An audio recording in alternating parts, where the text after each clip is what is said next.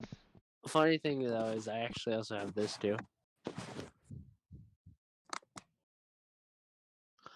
okay. I can't argue with that. Tetris fucking kicks Yeah, ass. I was about to say Tetris makes you smart. So Actually, yeah, Tetris So- is almost like doing your dude. Do you play Tetris, Micah? Yes. Because we should Oh. be, dude. If you play it too, look. Let's see if Tetris Effect is fucking multiplayer crossplay. Because we can make that a game in Gauntlet easily. Yeah, yeah. I love Tetris. I won't lie. I'm pretty good, guys. All right, so we're gonna go ahead and kick off the podcast. You guys know me as Kenny Crook Irish Kirby. I lead Crook and Murder alongside Max and Alex. You also probably know me as that guy who decided to suddenly get into displays so he can go further broke with all the other bullshit he has to buy. I am joined today by Rabble. Hey guys, Rabble, anime extraordinaire. Great introduction. And I'm What else do you want from me, Kirby? My backstory: I was a young man growing up in Texas. Grew up in Belgium. Played a lot of games. and There you we're go. also joined today by Spider Dude. Hey everybody, how's it going? I'm back. You might have saw me last time when I crashed the other podcast awesomely like usual, but I was at prom, so I only could stay for a little bit. Oh, did you How hear are about you? that, Jordan? You got like the spider or the stone gauntlet crashed Crook and Murder. Oh, that's cool. And it was Yeah, a I took the fucking meta crash because I was like, I'm in the stone gauntlet. Am I crashing my own podcast? What's up, Tall? Yes, we do need a binoculars emo. I have actually been working on that for the past 7 months. Nope, I've never seen Micah. That is right. Okay, so we're gonna continue with the normal format where we're gonna do video games and news, followed by that's led by me. Then we're gonna go into movies and TVs by Spider Dude, and then finish it up with anime by Jordan, or Rabble. The first thing we kind of want to touch upon though, is a tribute. You know, this guy, he's been in many games. He's touched many of our hearts. And this is like I've spoken to Josh Taylor and Max and Alex from the uh, other podcasts on the network, and on behalf of the Quick Irish Studios, we want to offer our condolences to the family of Lance Reddick. I loved him. He was fantastic as Zavala. He was fantastic as a concierge in John Wick. He was fantastic in pretty much any role he imbibed, including Castlevania. And I don't know. It's like Bungie put it best when they said like it's a light that's lost but not forgotten. You know, people came to Commander Zavala's place in Destiny and they paid tribute to him through bear hugs and emotes. And this is our way of paying tribute to him as well. Thank you for everything you have done for us, gamers. Thank you for touching our lives. Thank you for giving us amazing performances.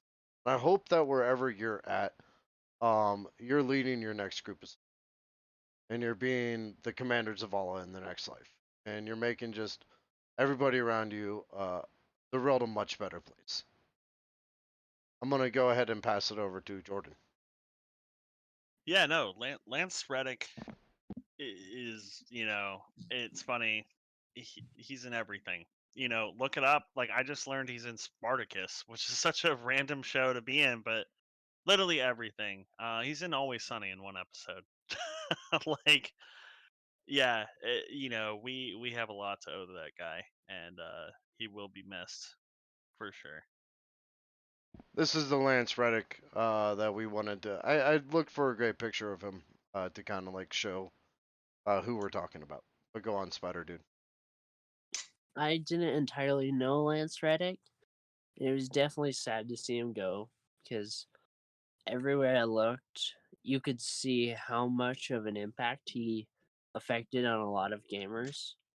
Because, like, I've seen videos where everybody in Destiny 2 would always go up to his character that he played and paid their respects like crazy. Even, like, people, like, famous people, they downloaded the game and decided to go to his character and pay their respects. And to Matt, I just learned today he's in DuckTales, which I spent a while watching, and I enjoyed the show, and I would definitely say he's a good voice actor.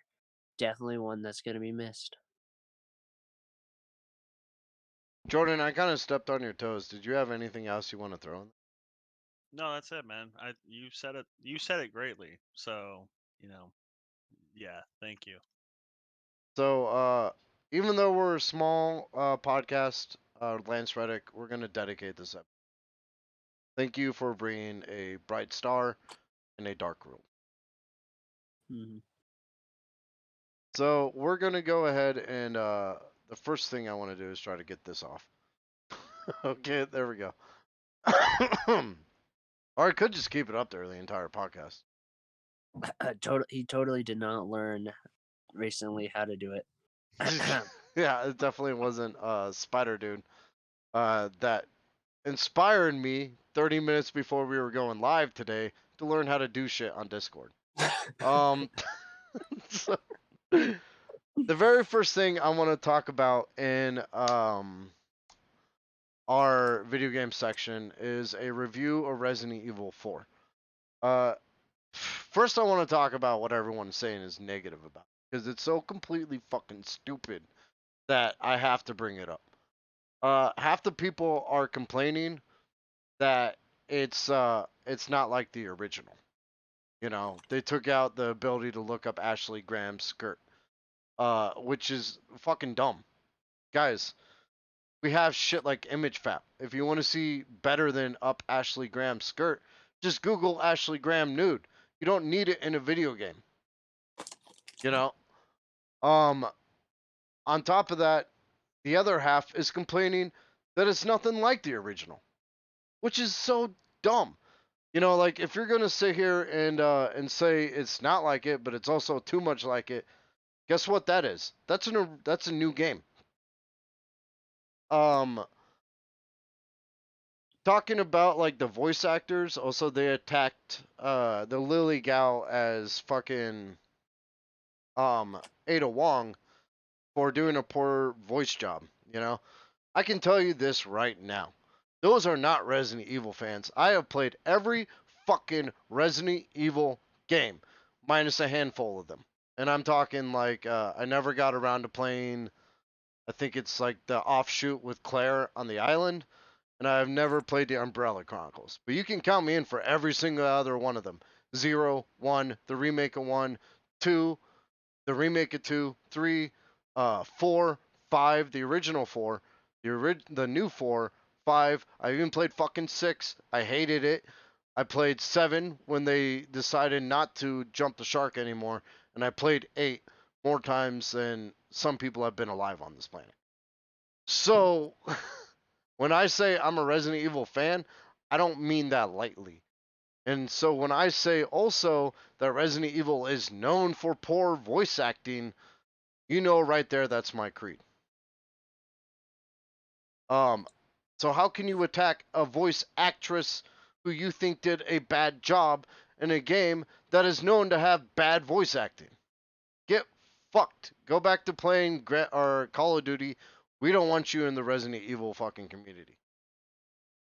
Now, Boom. does anybody have anything to add to that? No, I actually just want to Nope. ask you, which one is the Resident Evil where like the two people are having like a gun fu fight and they're like slapping the gun away from each other? You know what I'm That's talking about? Resident Evil 5. That fight takes place between Adam Wesker, Chris Redfield, and Jill Valentine. That is the fight that they lose to Wesker, and basically he makes Valentine her bitch. It's in the like fucking Nightmares DLC for Resident Evil 5. Ah, that's why I never played it. Okay, I was like, man, I actually played Resident Evil 5 and I don't remember it there. Yeah, this guy knows what he's talking about. That's for sure. I love Resident Evil 5. I know that there's a good amount of people that don't like it because of for fucking whatever reason. They think that's where the show jumped the shark. It did not. It jumped the shark in 6. Resident Evil 5 was just as campy as the other Resident Evils, and it was wonderful throughout. I played it through multiple times. Yeah. Was 5 the first co-op one? Yeah, 5 was the first Okay. co-op one, and then you got Revelations 1 and 2. I believe are also co-op, but none of the other of them. Oh, and 6, but I don't really count 6, so it doesn't exist in my. Okay. But Resident Evil 4, when I'm saying it's good, I mean it's good. There were times, and this is what I love about a Resident Evil game, is that first playthrough. When you don't know what's coming up, when you barely survived a fucking encounter because you didn't know what was coming up before, you have just enough ammunition to make it through the next, and they throw a boss at you, and you're like, how the fuck am I going to do this? And yet somehow you survive that too? That's Resident Evil at its purest. And that's Resident Evil 4.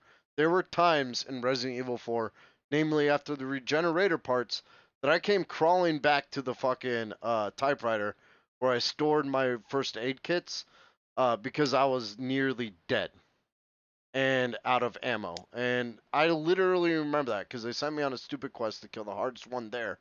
And when I came back to the typewriter, I was like, I got nothing. There's no way I'm going to beat this fucking game. But then that part of me clicked. I was like, I've never been beaten by a Resident Evil game. I'm going to continue trotting on.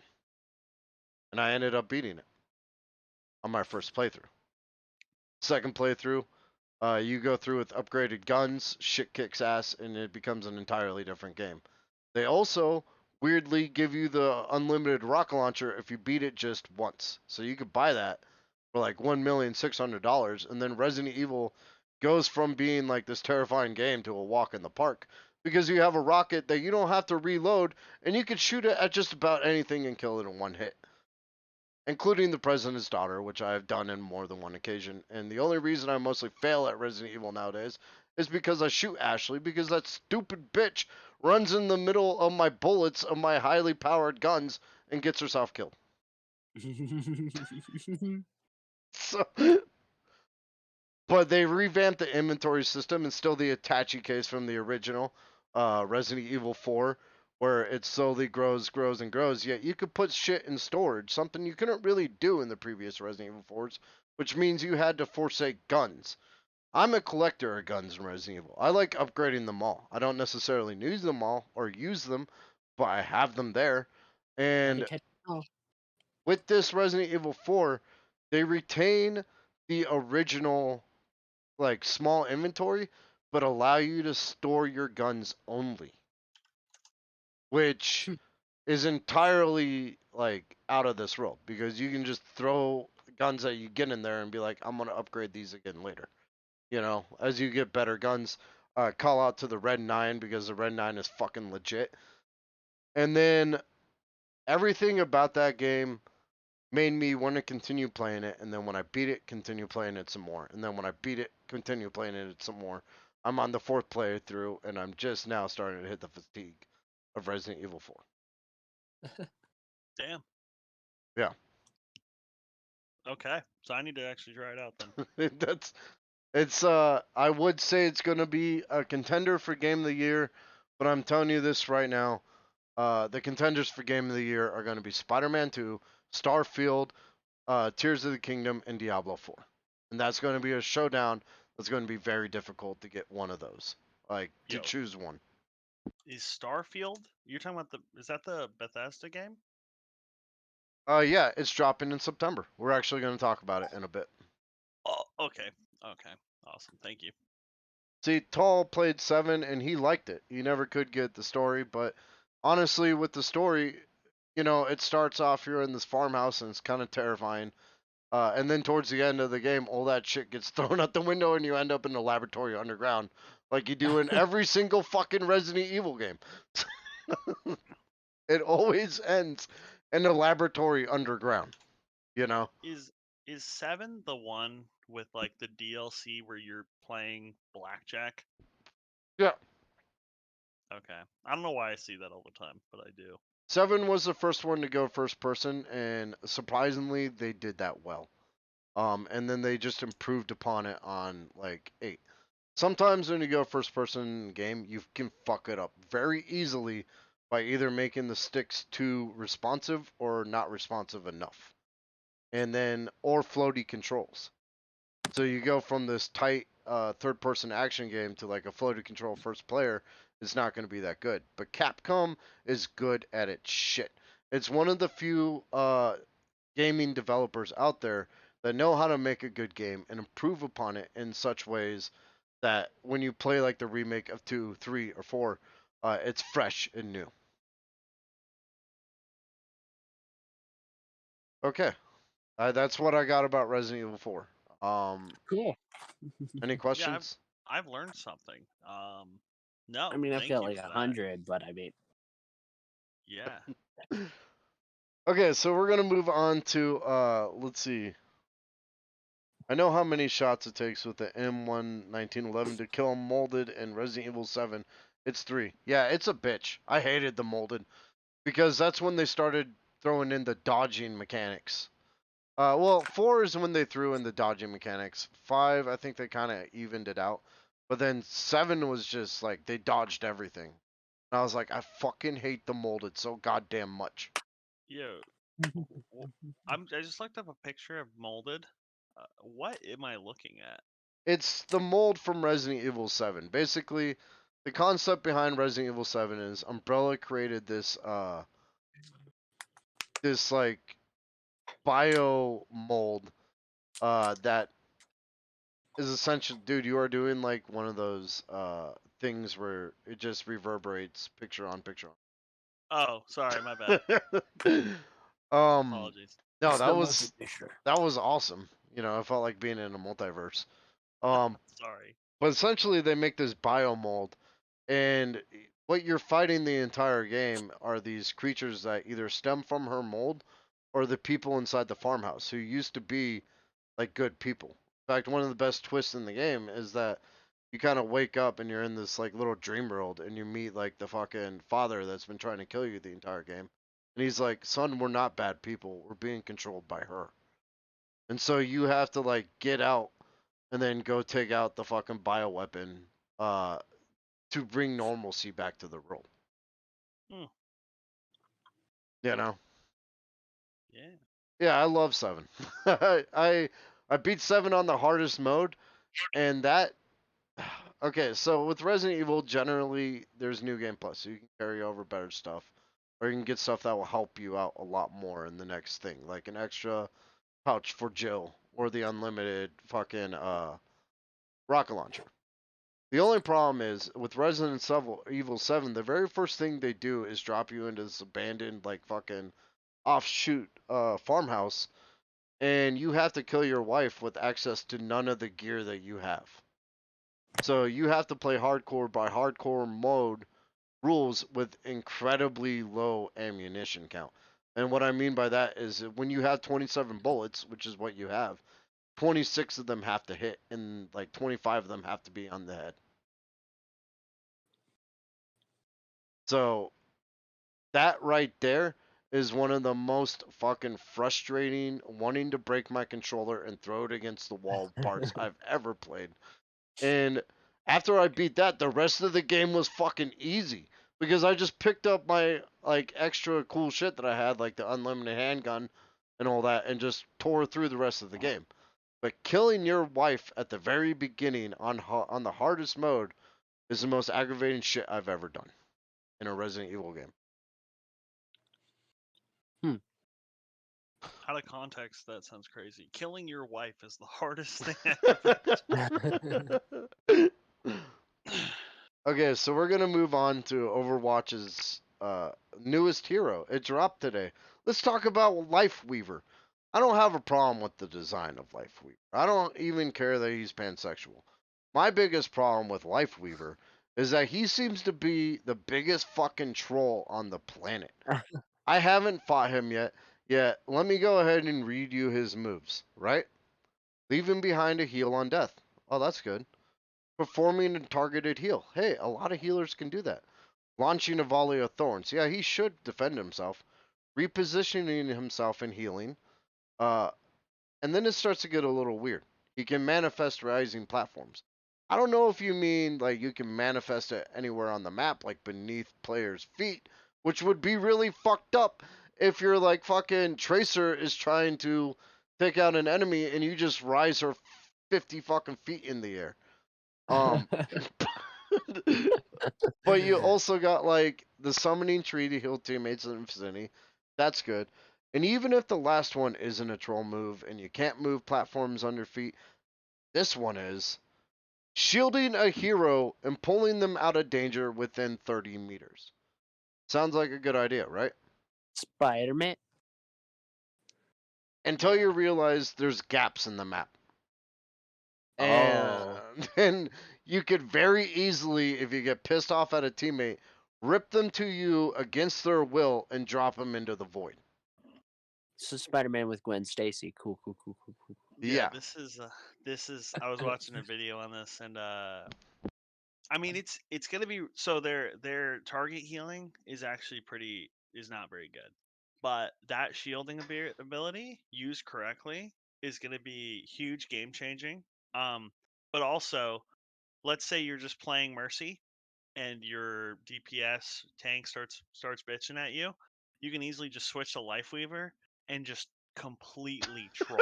I mean, Yeah. you not as a normal healer, you just decide to not heal anymore, right? Now as Life Weaver, you can like you know your Reinhardt tries to rush in, just pull him back. You know, Yeah. you can put the leaf under anybody. You can put it under, and it makes anybody move. See, So that's a yeah. problem. This is this is like someone pointed out that when you're using like someone like May and you create the ice wall, that's trolling, yes, but that's controllable trolling. Lifeweaver can make you do shit against your will. Yeah. I hope I found my character. Yeah. I mean, and when we look at the cooldown on Lifeweaver's abilities, then we can really decide. She will probably be the first one nerfed like this season. And I'm probably gonna jump back in because I want to play Sombra again. That's my girl. Shout out to Sombra and Kiriko. I'm pretty deadly with them. Um, Not so much with Ash, but I just love her style, and Widowmaker is fantastic. I don't play her, but she's fantastic. Um, Oh, my leg. so I'm jumping back in because it costs 1,000 gold coins for the battle pass, and you get 2,000 out of it. So I figure if I just do each season, I'm banking money right there. You know, because I don't really buy the skins unless it's the shit I want, That's fair. like So Ash or Kiriko. But go on. Life Grip has a long cooldown of like 20 seconds. So it can't be spammed, but still, that's 3 times every minute. So Yeah. like honestly, yeah, you could cause you can make them lose the game. You can be the decider. So And we're going to move on to the next thing I want to talk about. And the reason I'm only basically going to be playing, what's that? Fucking Resident Evil 4 for the next month, as well as Hitman mixed in, because that's my go to, like, in between game, because I just love Hitman. Tears of the Kingdom.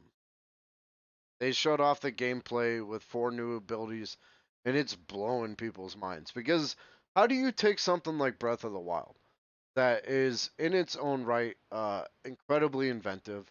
It's a freedom game. Like people are still playing Breath of the Wild to this day and finding shit that you can do in it that other people haven't found yet.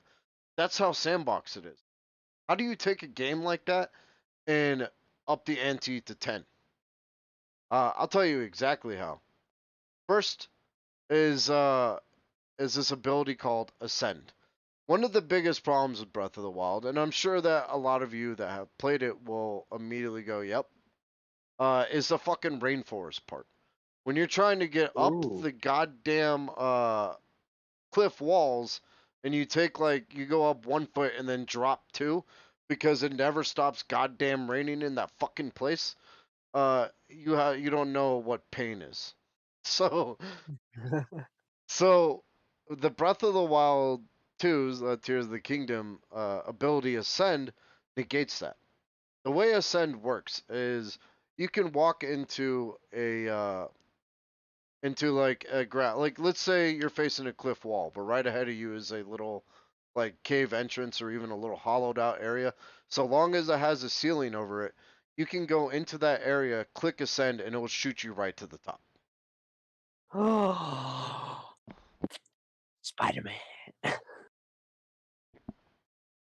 That means you could immediately just go up mountain cliffs without spending like 40 fucking minutes trying to climb the rain-soaked one. Um, You've caught my attention. that's a game changer in a game like Breath of the Wild, which means where are they going to go from there? Well, they got this little thing called fuse. Fuse is where you can grab a stick and fuse it together with a rock. That sounds like fun, right? And make like a stick rock. Well, you can do other things too. You can take the Keith's eyeballs that drop all the fucking time, attach that to an arrow via fuse, shoot the arrow, and it becomes a homing arrow. It will literally seek out the Oh, that's nearest cool. enemy and hit them. They have Wait, the what? would I be able to fuse a horse to my arrow? I don't know if you can fuse a horse. I think it's like any item in the game can be fused together. But no, you can't shoot your fucking horse at people. God, what the fuck? Why not? You just hear It's a Powerpuff Girls, nerd. okay? I don't understand why that's too much of an ask, okay? I've just always dreamt of shooting a horse at somebody. Just go play The Witcher. You'll be able to shoot fucking Roach at whatever you want. Oh, cool. Because he ends up in the weirdest places.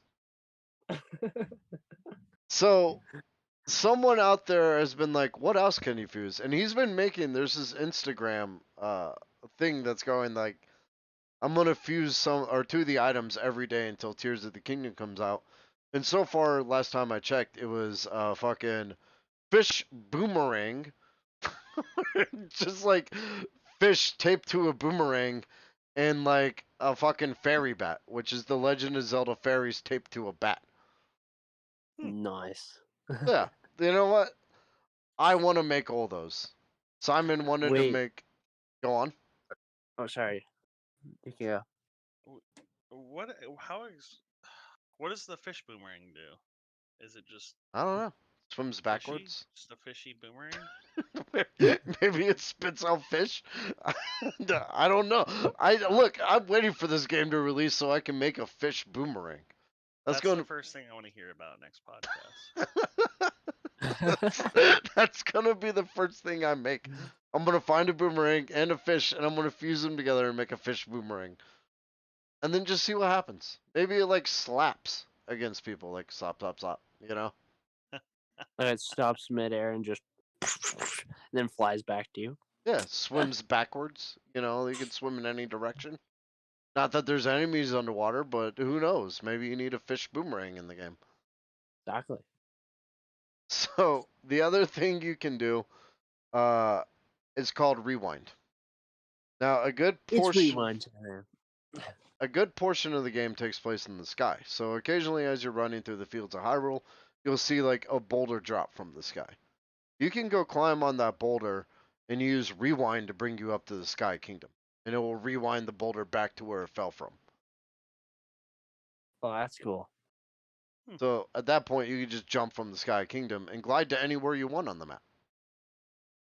Nice. Yeah, it looks like it's fucking sick. It's cool. So what I'm really hearing here is that like I'm sure a lot of people complained about like traveling in the first game. Is this true?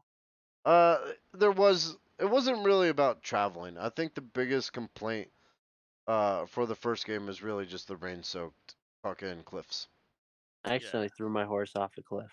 And so people they basically decided, okay, people really don't enjoy that, so we're gonna remove the bad parts of that and do the good. Does that sound about right? Yeah, it sounds like it's Breath of the Wild unleashed, and Breath of the Wild is already unleashed. Like Breath of the Wild, when it came out, it changed the landscape of open road games.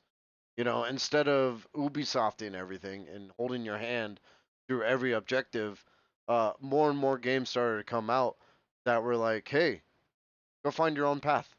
And here's a sandbox to do it in, you know? That's cool. So it forced people it forced developers to become better.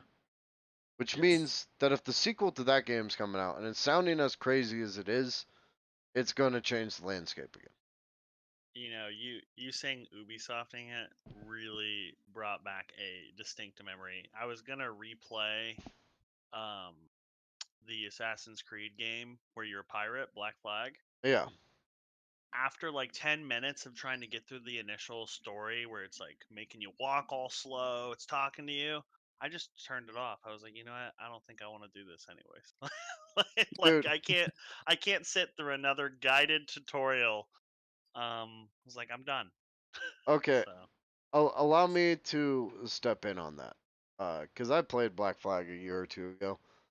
yeah, Here's the thing with Black Flag. Like the missions suck. The missions are fucking horrible. The Ubisoft part of the game, a Black yeah, Flag, the part that deals with the assassins, are the worst set of shit I've ever played. But Black Flag's not about that. Black Flag's yeah, about getting through those introductions, getting the jackdaw, and saying, fuck being an assassin, I'm going to go be a pirate on the Caribbean, and then collecting shanties and rolling around the Caribbean, fucking people up. That's where yeah, Black Flag shines. Like, the fucking ship combat is amazing. The discovery is amazing. The just complete fact that you could whoop someone's ass on their own boat and then either commandeer the boat or sink it to the depths, depending on how much they pissed you off during the fight, is an amazing fucking game. You gotta beat the introduction. Oh, I mean, I've played Black Flag. Um, it's just that I remembered, oh man, this game is so fun, and then like, but that's the thing is that the Ubisoft tutorial portions kill me. So I'm glad too that games have like released it. Yeah, I hate fucking the Ubisofting where it's like the best description of it is the Assassin's Creed that takes place in England. I loved exploring England. I loved the fucking countryside. I loved everything about that game except for the shit I had to do. Yeah, You know, it's like, and it's not like it's anything they can necessarily change because their maps are so massive that they have to dot them in with stuff. But at the same time, a lot of the tasks became the same shit in each new area, and I was like, you could have put a bit of more thought into this. You know, yeah, it's hard to put into words where Assassin's Creed fails, versus where it succeeds. But I think where it truly succeeds is when it stops trying to be an Assassin's game. yeah. When it's like world building, and that's why people love Breath of the Wild, and why you're so excited for Tears of the Kingdom is the game is about exploration. You know, Yeah, so it's about ingenious exploration. The thing with Breath of the Wild at the end of the day is this, and you will experience this when you're playing it. See, Breath of the Wild isn't like go here, do this, and fix this. It's like, oh, you found a shrine. This is the way to the top. This is the most obvious way to the top, but it's littered with dangers. Can you think your way past it? Is there another option? And if you're like looking over and you're like, hey, there is a rock wall over there that I can maybe climb up to this specific point and then glide over to the shrine, you can do it. There are about 3 different ways to beat the fucking snow area. Micah found one that's essentially hacking and it's awesome. And that's where he just almost dies, saves the game, and reloads it, and he has 3 hearts again, you know? Or you Life. can, like a boss, or you can go eat spicy peppers and get fire shielding, so that way you can like walk up comfortably, or you can complete a series of little mini quests and get the warm doubloon and just wear that to the top. You know, Don't know yeah, what it's that is. it's cool when games let you get creative.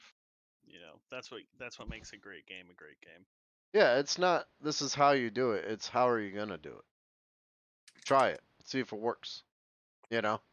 And then that's how you end up with crazy ass fucking videos on YouTube of people pulling off insane fucking trick shots on the Shield Guardians because they've mastered the game. Where they like, there's a certain enemy in the game that will like hit you and kill you with just one laser bolt. And the only way to beat them is to like parry at exactly the right millisecond and shoot their fucking bolt back at them 3 times. And yet there are people out there that when they get fired at the bolt, they don't go, "Oh man, this is going to be a tough fight." They instead go, "Wahoo!" and throw their fucking shield up and shield surf it into the air off the bolt, landing them like hundreds of feet above this thing, where they'll slow down time with their arrows and just start raining down bombs. Oh Yeah. wow. Yeah. Okay. Yeah, I've seen, I know what you're talking about. Like, I've seen those videos. It's pretty cool. Yeah, I'm kind of surprised it took me asking if I should play it to play it. The last thing that they're doing is now you can construct vehicles. That means you can get like round objects and like logs and shit like that and make cars and you can make boats and you can make all Jackal. sorts of shit.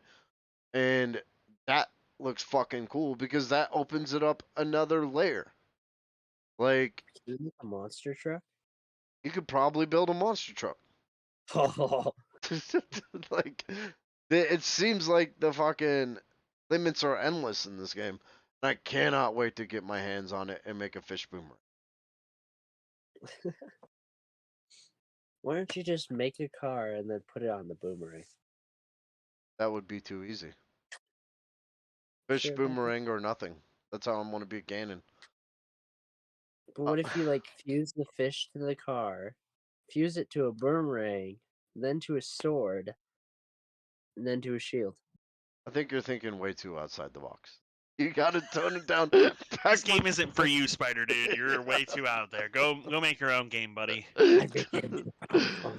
Go make fish sword shield car. We'll play it with you. Okay.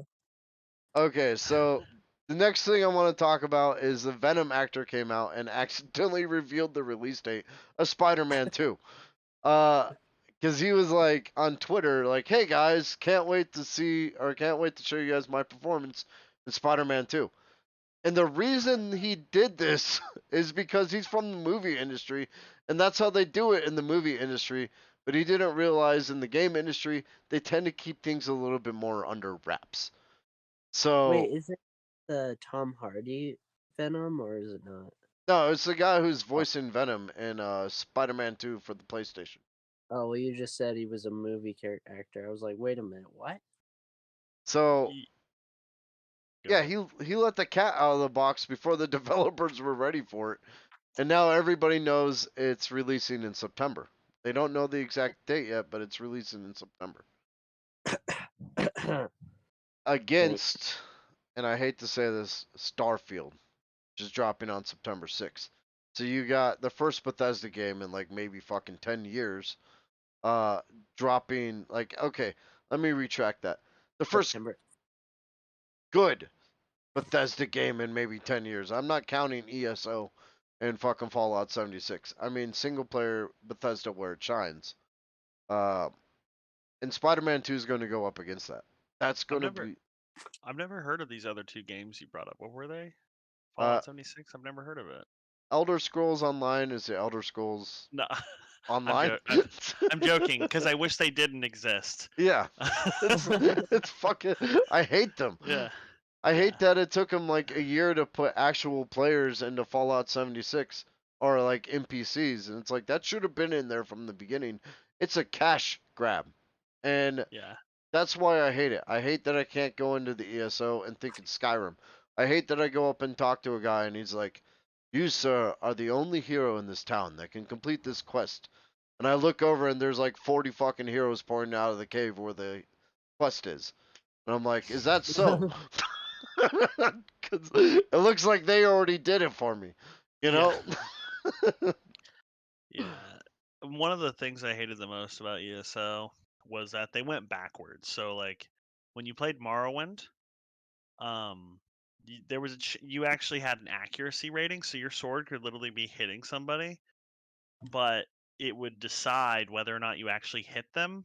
And even if you saw your sword hitting them, the sound, it would still be like, "Oh, you missed, you missed, you missed." Yeah. And then they decided in Oblivion, "Oh, we're just we're gonna make it just do less damage. That makes more sense, than you missed." And then when I played ESO, I played for probably 10 minutes, fought my first guy, got the you missed like 4 times, uninstalled right then and there. I was like, no shot am I gonna go back to this. Yeah, I mean, how are you gonna go from Skyrim, a game that's so fucking beloved, that the fan base fixed the fucking game for the developers, and then the developers turned around and called it their update? Like, that's, that that game was on point. It's still on point. I would still play Skyrim to this day, although I know if I do, I'm going to be gone for 3 months. Yeah. And you're gonna go from that to ESO. You know, a crafting system that requires you to fucking uh, buy a paid membership to use effectively. That's their biggest selling point. Fuck ZeniMax. Give me back my Bethesda single player games. Yep. Agreed. But it's going to be interesting to see how Starfield fares against uh, Spider-Man, because both of them are strong games in their own right. Both of them have like that fucking thing about them that's just like, this is an amazing game for this system. I love Spider-Man 1 for the PlayStation 5. It was the very first game that made me feel like I was Spider-Man. Their web slinging was Still in on September. the what? I said still in September. Yeah. Their web slinging was the best since Spider-Man 2. And their fighting, though ripped directly from Arkham series, was worked well for Spider-Man. And then on top of that, you had Peter Parker that wasn't uh, an emo Peter Parker, but totally cool with Spider-Man. See, here's the problem with Spider-Man's. Uh, Tobey Maguire was like he nailed Peter Parker. This kind of nerdy kid that's just struggling to get by in the world. Minus his like weird dancing in number 3. He nailed Peter Parker, but he sucked as Spider-Man because he was like, not he didn't shout out enough one-liners. In fact, the one fucking one-liner he really used was at the beginning against Bonesaw, you know? And then the rest of it was all like, I gotta save the villains. He's a hell-bent Spider-Man. Andrew Yeah. Garfield was really, really good as Spider-Man because he knew how to throw witty criticisms and talk shit to his fucking enemies, which Spider-Man is known for. hmm But he's too cool to play Peter Parker. Like, Yeah. Yeah. 100%. I agree. And that's where you get Tom Holland.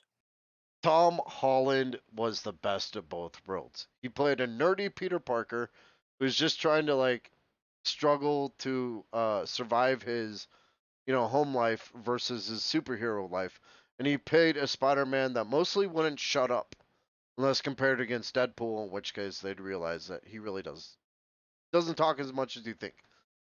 But he's hilarious. He's shouting out one-liners and he's talking smack to his enemies. Tom Holland was fantastic as Spider-Man. Mm. And Yeah. no, I was just going to say the PS4 Spider-Man captured that. hmm You know? I agree.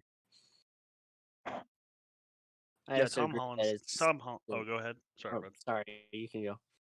Yeah, I was just gonna say Tom Holland's easily like my favorite Spider-Man. Like even though I grew up with Maguire, like I just like Tom Holland just fits the bill in every aspect. I'm going to put some dirt in your eye. One of my favorite Peter Parker fucking sayings from Tobey Maguire films. If you guys ever want to see something funny, go watch what's that? The Incredible Human or something. It's this guy that like made Spider-Man, but he never turns into Spider-Man. It's just Peter Parker. And so like when he jumps off the roof, he ends up dying, and it like cuts to them at the grave, and they're like, "Huh, well that happened."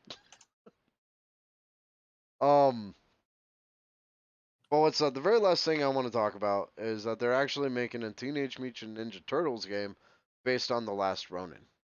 Mm-hmm. Which I'm actually pretty excited for.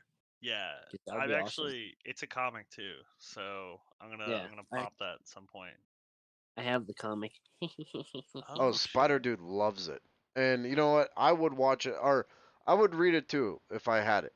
I know you left it for me that Read it. one night. Well, I didn't get a chance to. I haven't read it, but I This want to, hurts my soul.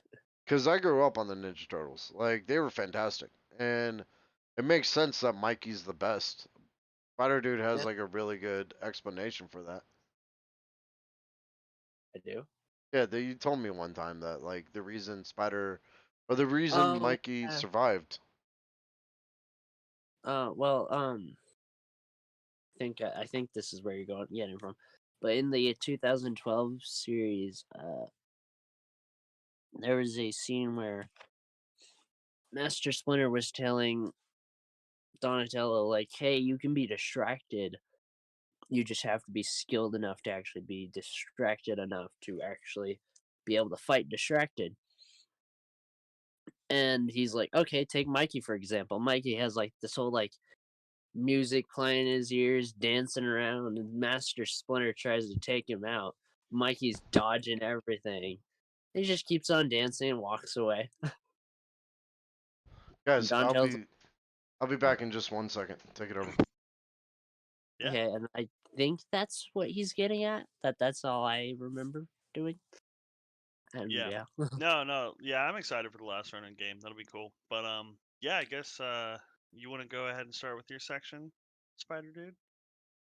sure, Kenny has opinions on this too. So for my first one, the Mario movie. I personally enjoyed it. I know Kenny has different aspects of it, but I like entirely loved it. There was a few things that I didn't like about it, which it was actually I'll get onto that. But the Mario movie is literally probably the biggest animated movie to premiere in one weekend because like I just actually recently saw a post that it surpassed Frozen 2. Yeah. That's how big it got in the animated part. Yeah, I think I looked at the box office numbers. Relationship. 375 million.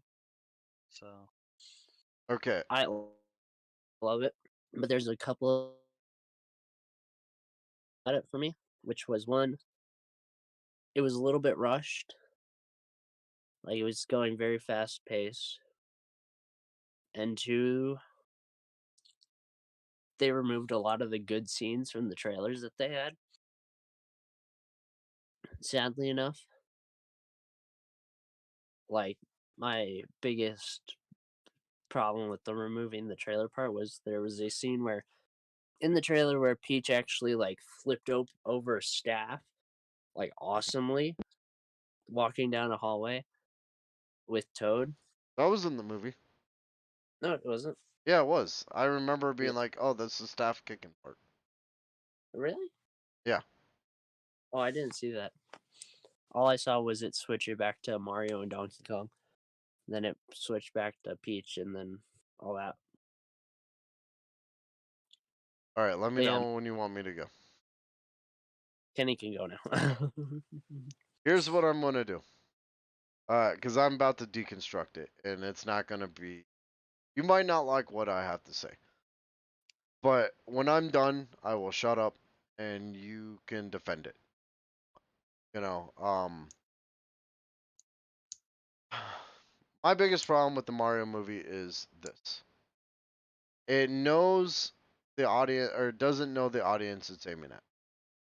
Okay, when I first started watching uh the Mario film, the very first thing I saw was like a clip for Despicable Me. I'm like, oh, that's kind of funny. And then it showed me the Minions. And then it showed me like some other bullshit movie that they had made. And I was like, oh, please don't tell me this is the same studio. And then it was like, did a little Minions and Illumination. And I'm like, oh God. And then I couldn't unsee it for the rest of the fucking film. It had Minion written all over it. and every like wacky thing that they do is over the top wacky. It's not just super wacky, or just normal wacky. Someone put it best when they said, "This is a movie aimed at 8-year-olds and really, really die-hard Mario fans." Um, because it was difficult for me to find enjoyment in that. And I'll tell you the parts I enjoyed. We'll get to that in a second, but I'm going to continue with this first.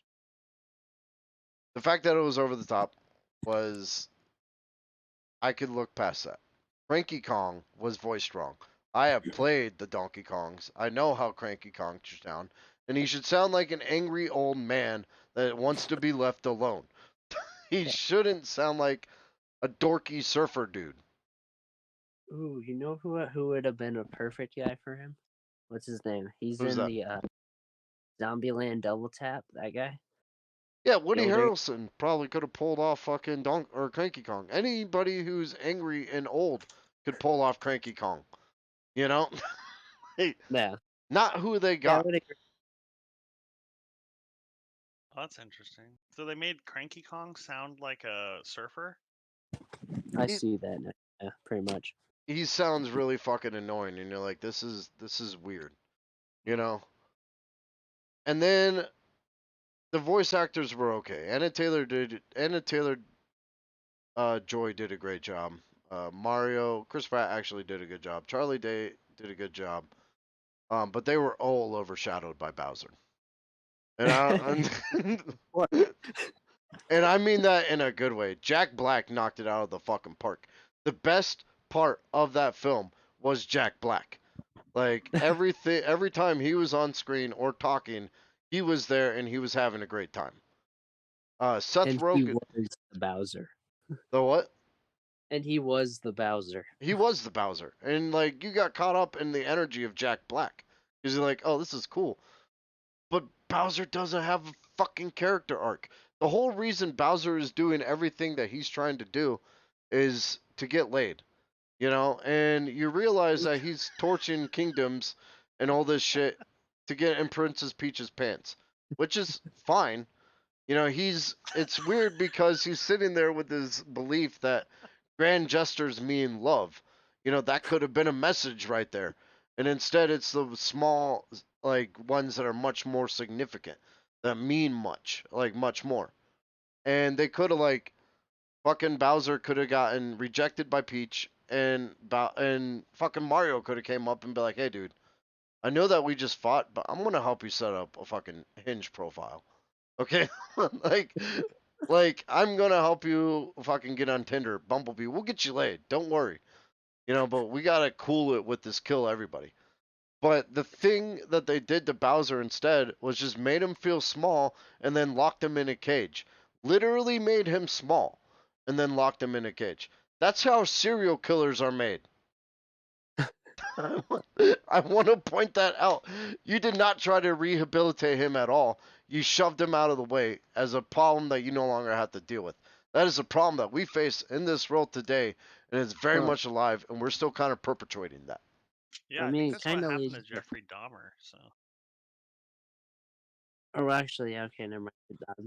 I'm looking at this way differently than what you guys are saying. The fucking okay. Nobody had a character arc except for one person. Uh, and I mean that like this: Donkey Kong was known for smashing things. At one point, he complained about being known for smashing things. When they go up against Bowser, what does he do? Smash things. Fucking Princess Peach was shown to be a badass right from the start, became a Yeah. badass, was still a badass, and at the end was a badass. That's not a character art, that's a character trait.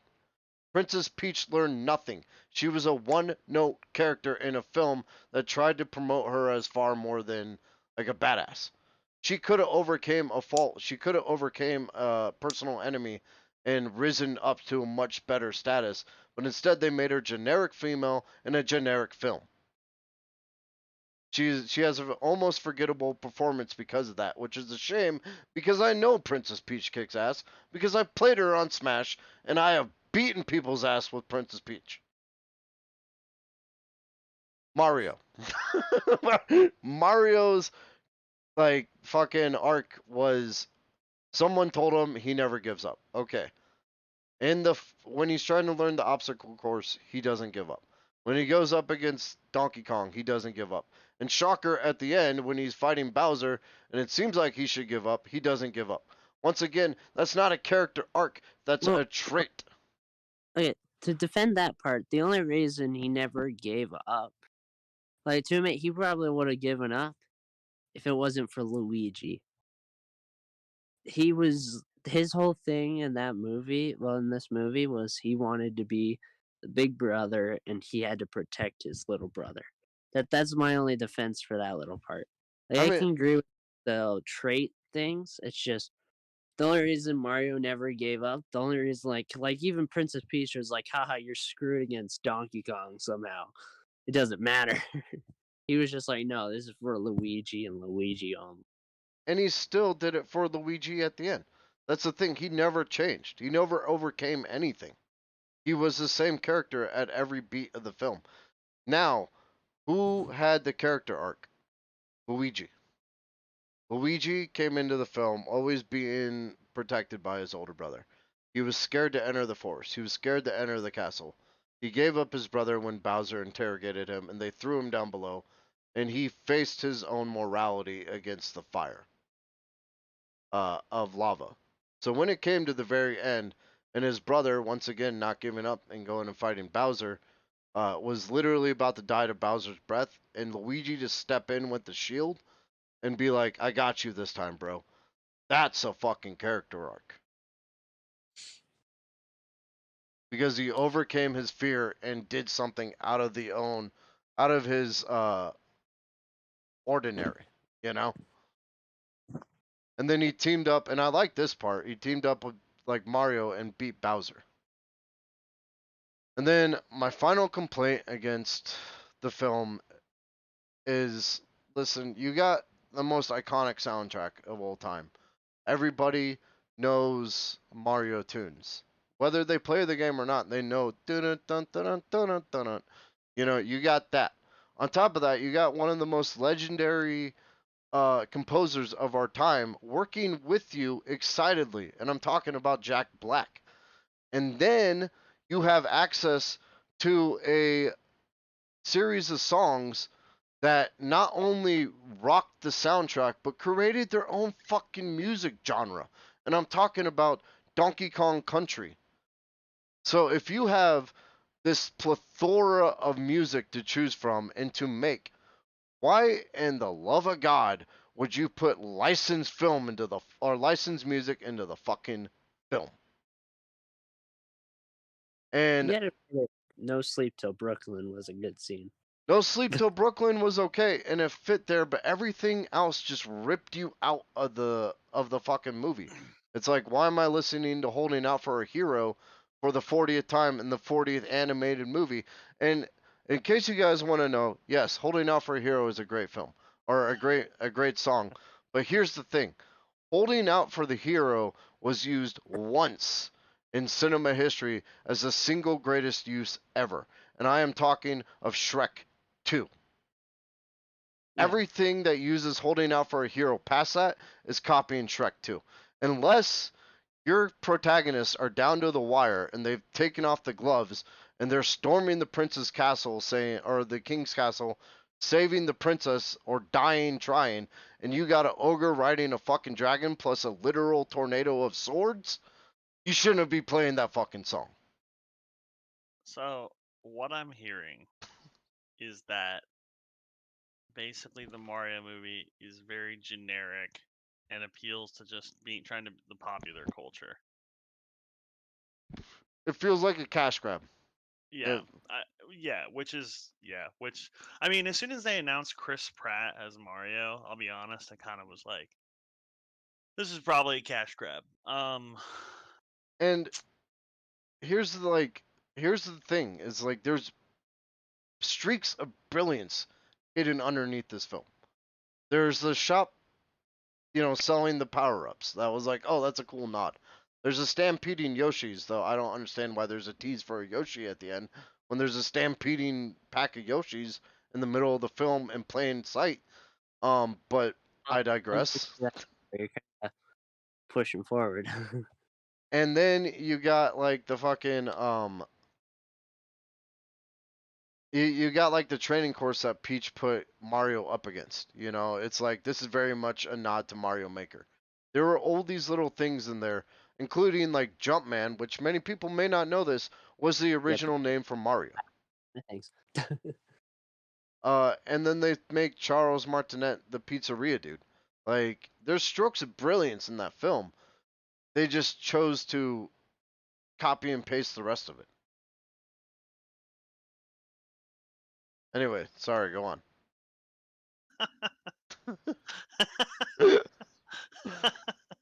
Well, I mean, we can skip my next bullet since you kind of just went through it all. So No. What I want to hear the rest of your stuff on it. That's Kirby's points. well, I mean, I'm talking about the big Easter. You completely just said everything I was gonna say, but Oh, I'm sorry, dude. Well, wasn't Kid Icarus in it? No, it was just a Yoshi at the end. I've heard. Oh, okay. I've heard a bunch of things that like Icarus fans were super hyped, but I haven't seen the movie, so I don't know. Hold on, I think Micah's in trouble. Okay. So, do you think I should go see it? I think here's my take on the Mario movie. It should be either A, you see it once for cheap, or if you want to entertain your kids for 2 hours. You know? I don't care for it. Keep in mind, I also saw this movie at the end of 2 other movies which were far, far, far better, and we're going to talk about them soon. Got you. So I could have been a little biased because I was holding them up against the Titans, Yeah. Oh, I'll go see it, and then I'll deliver back. for me, I'm But gonna say this because one, you said it was too miniony. That's not, in my opinion, that's not a problem because it is made by Illumination. Because each company has their own set design for everything. So Illumination is pretty much just miniony. Disney is like love and happiness. DreamWorks is just pure action, which is awesome. But that's my defense against the minion part, which makes sense for it. Like if it was made by DreamWorks, I bet you we would have gotten a lot of like bigger battles, and, like all that. But yeah, I say like the minion part is more depending on who makes the movie. If you know what I mean. Yeah, and like I said, I'm shutting up past this point. I'm not arguing with you. Like, you have the right to defend your points. Well, I mean, the character traits, I do agree because it pretty much just does character traits, and that's pretty much it. And like, yeah. So do you think there'll be a second? And by think, I mean there's definitely going to be a second, right? well, yeah. Undoubtedly. People have been saying like the second's probably going to be Mario 2 Yoshi's Island, which would be cool in my opinion because it introduces Mario's Yoshi, which is why I'd say that they brought in the end credit scene for Yoshi because that's kind of like Mario's Yoshi. Yeah. And then people have been hinting like, oh hey, cool thing. What if Nintendo and Illumination are doing Marvel thing with? Actually, I have a photo, but with like bringing in like a bunch of movies and setting it up, which I think it's a great idea. So I hope they do listen to the fans to do it because they're like, okay, yeah, we got the Super Mario Bros. Movie, but then like make a Legend of Zelda movie, Metroid movie, Star Fox, Kirby, Donkey Kong, and then kind of like pulling, like I said, pulling a Marvel, doing a Smash Bros. Movie. Here's just the add characters up. Like I said, this is like mostly a theory that everybody's doing, but in my opinion, I think it would be a great. It is a great theory. Illumination better not touch Star Fox, Legend of Zelda, or Metroid. Because if I get a kid-friendly Metroid, I will fucking boycott the That'll shit out of that film. that'll never happen. They will never. They don't like us enough to ever give us Metroid content, Kirby. I know. They don't. They don't care about Metroid. Like my sister doesn't even know who Samus is. Like that's what we've come to. Like So we've been like clamoring and clamoring for Metroid Prime for like the past 10 years on the Switch, and they're just like, all right, fine, here's the first one. It's like, I yeah, would well, do. where's Go 2 or ahead. 3? Go ahead. Yeah, I would do sick shit to have a like Metroid movie. Um, man, just. But no, I think I would love to see Nintendo bring their IP into like the animated scene, whether it's shows, movies. Like I think they could do a really good job. I just Honestly, hope they. like Oh, go ahead. I'd love to see Pixar take like the reins of a Legend of Zelda film, you know? Because they Yeah. know how to Right. write characters really well, and Zelda's a far more somber experience than Mario ever was. DreamWorks with Metroid. That'd be maybe. I could be okay with that. Like as long as they do it right. But the thing with Metroid is dark. And they don't want to Yeah. show like kids this bounty hunter running around and killing everything in sight while, systems around her fail because that's a Metroid game. Also, Um kind of like one of my future topics on the podcast did, which I'll get to that later. is what? I'm gonna talk about something that pretty much did like a mix of like adult films slash kids films.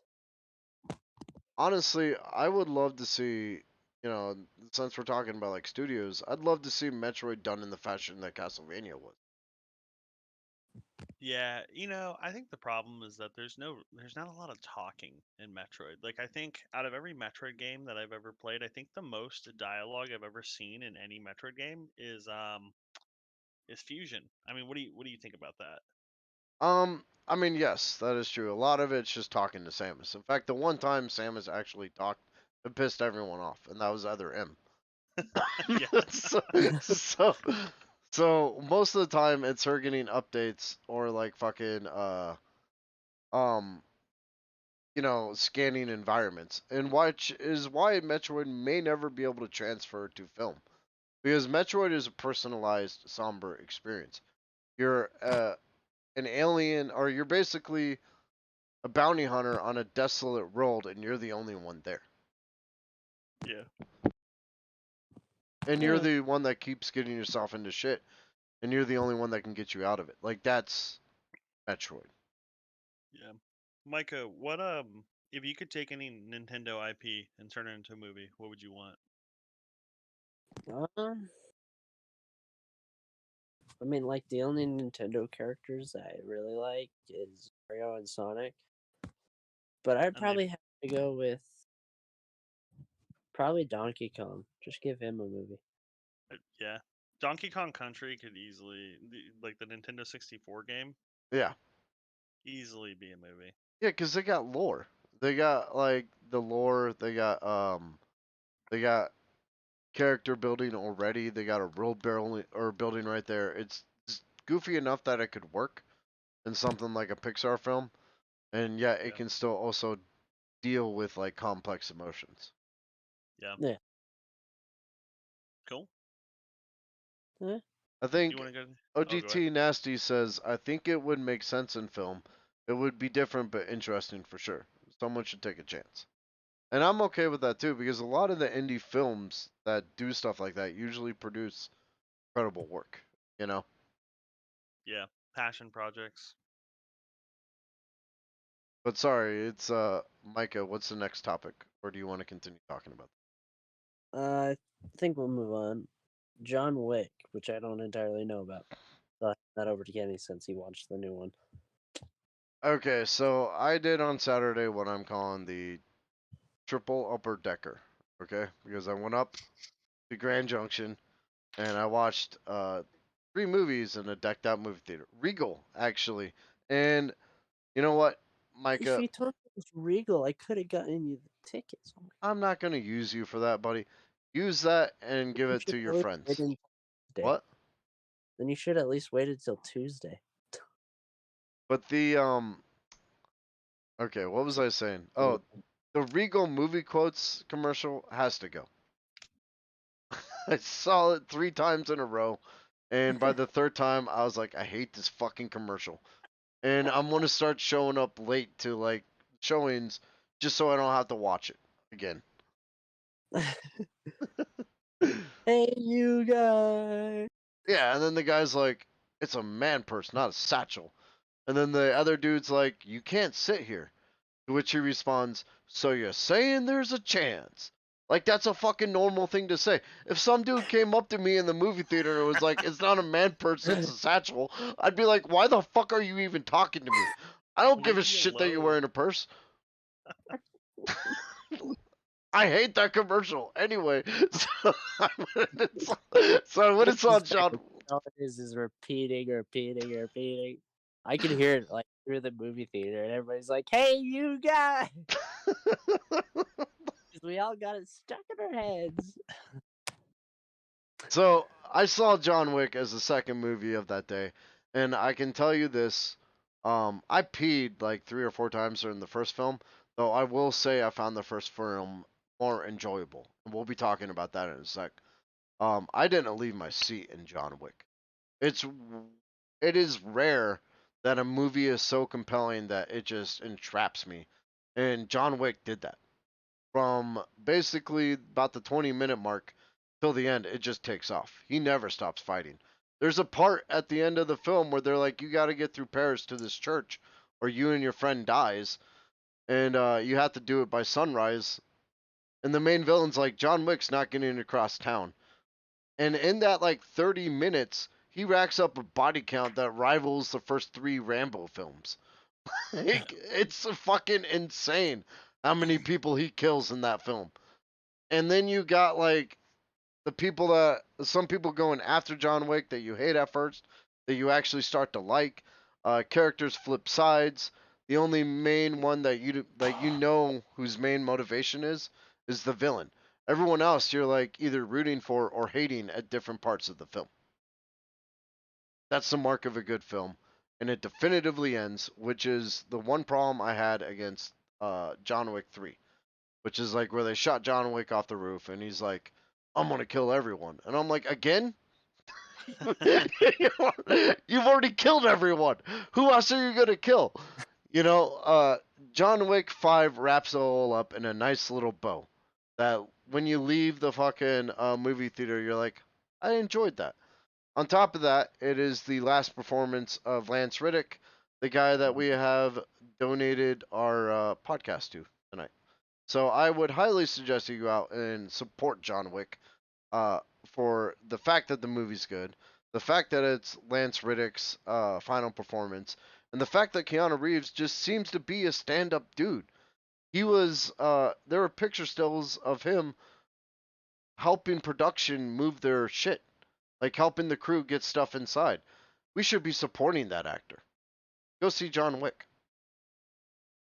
Yes, agreed to all that, man. Yeah, well, and so what's funny, man, is yeah, the ending is definitive. You know, and we won't talk about it much, but I don't think it's over.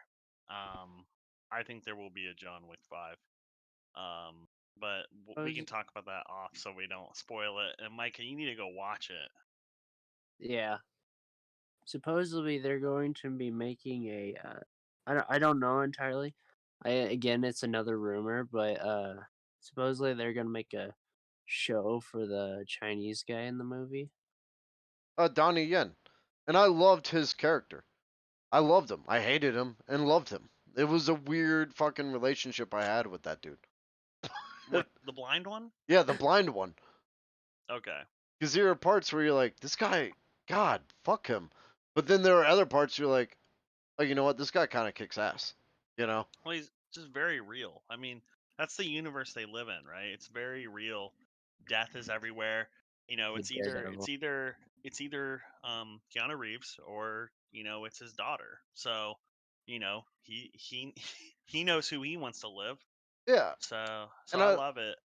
I love his relationship with Keanu Reeves, like in the church where he's just like, it's nice to sit with a friend, and it's nothing personal against you, John Wick, you know? Or like the very ending of the film, you know the part I'm talking about, Yeah, where it's Yep. just like, let's get you there, you know? yeah, Like Oh, part. Donnie Yen seemed like a stand-up dude, and there's that little fucking thing at the end that kind of teases that there could be more to his story. yeah, Yeah, that's what I mean by there might be a series for that guy. yeah. I've heard There that might- Halle Berry is gonna get her own movie too. I So don't know. fucking hope so because the director of John Wick knew what he was doing. He was like, "How do I up the ante of John Wick?" He's like, "How about add attack dogs that like just completely demolish everything in their path?" Yeah, isn't it funny that there was 3 dogs they used in that movie, and I guarantee you it was the same dog the whole time. I loved her character, how she'd just be like whistle, and it would kill like 3 guards right there. You know, it's Yeah, like, oh shit, I want to see Halle Berry get her own spinoff. yeah. No, but my big takeaways from the movie and why when I've watched it twice, I went and watched it twice. Is the jujitsu in the movie is really practical and really good. There wasn't a point where I went, oh, that's like.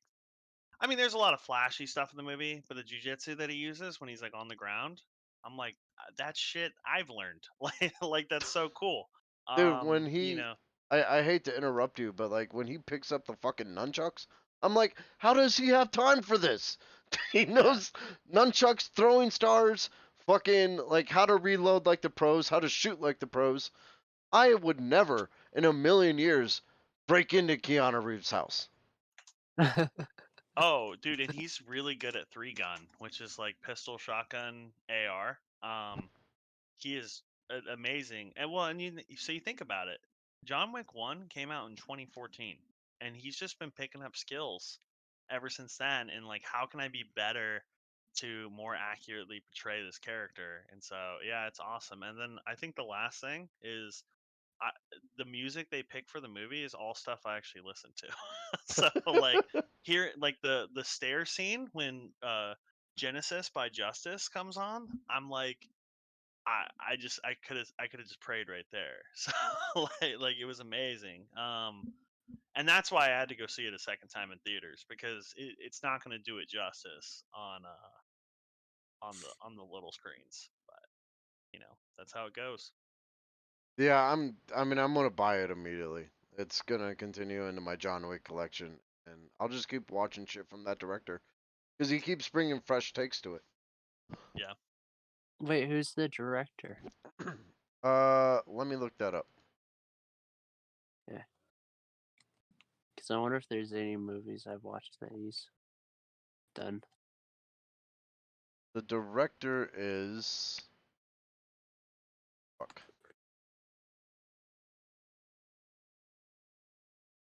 Do you want to go ahead and go on to your next movie then, Micah?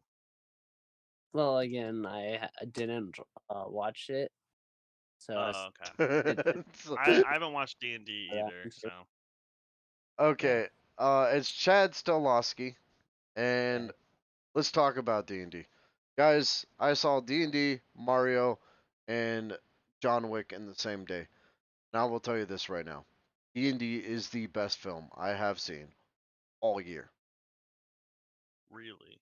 It's a it's that rare film that walks that rare, very rare thread that allows people who are familiar with the source material of Dungeons and Dragons to go in and get the shout outs to like Baldur's Gate or Icewind Dale or like this is the Thane and he's a dick, you know? Like people that know the lore D&D will appreciate it for what it is. And the fact that a lot of the time the stuff they pull off is how players would react, you know? Like by doing something stupid, trying to plan that fails and going, "Okay, what do we have in our inventory? oh, I didn't know you had this, and then like clicking it the right way and opening up a whole nother path. Like it captures the spirit of D&D, playing a D&D campaign or watching comedians play D&D, because it never takes itself much more serious than it is, and it succeeds exponentially because of it. Hmm. Um, Okay, shit. I was not expecting that, to be honest. and I don't then think expecting it. It's like even Dave Pete was like, I don't know if this movie will be good because it's normally if they do something off a fan base, they normally don't like it. So yeah, and that's because like every D&D movie before that went, hey, uh, we need to make this dark and gritty, and that's D&D. And it's like, no, that's not. I mean, yeah, that's people play those campaigns, but the one I like are the ones where players go completely fucking off the rails, and the shit starts to torpedo fast, and they capture that in the fucking film. Like I couldn't stop laughing. There were so many of those moments that Chris Pine would do a fucking charm, or like make some witty remark, or Michelle Rodriguez would look the right way, or like fucking the wizard sorcerer would do something stupid. The villains were you love to hate them, and I mean that like you love to watch them and they're fucking hilarious, but you also hate them at the same time. And and the heroes are an unlikely group of heroes that haven't worked this well since Guardians of the Galaxy. So cool. when I say D&D is highly rated and worth watching, go see it, because the other half of that is this. It doesn't try to overload you with Dungeons and Dragons. You can walk into there not knowing what D&D is and being like, "Sam, are you okay with the film?" and walk out of it going, "That was a fucking hilarious fantasy version of Ocean's 11." Nice. Definitely another movie on my list. So Go watch it. I never like I walked out of that film saying I wish I could have thrown twice the amount of money I threw.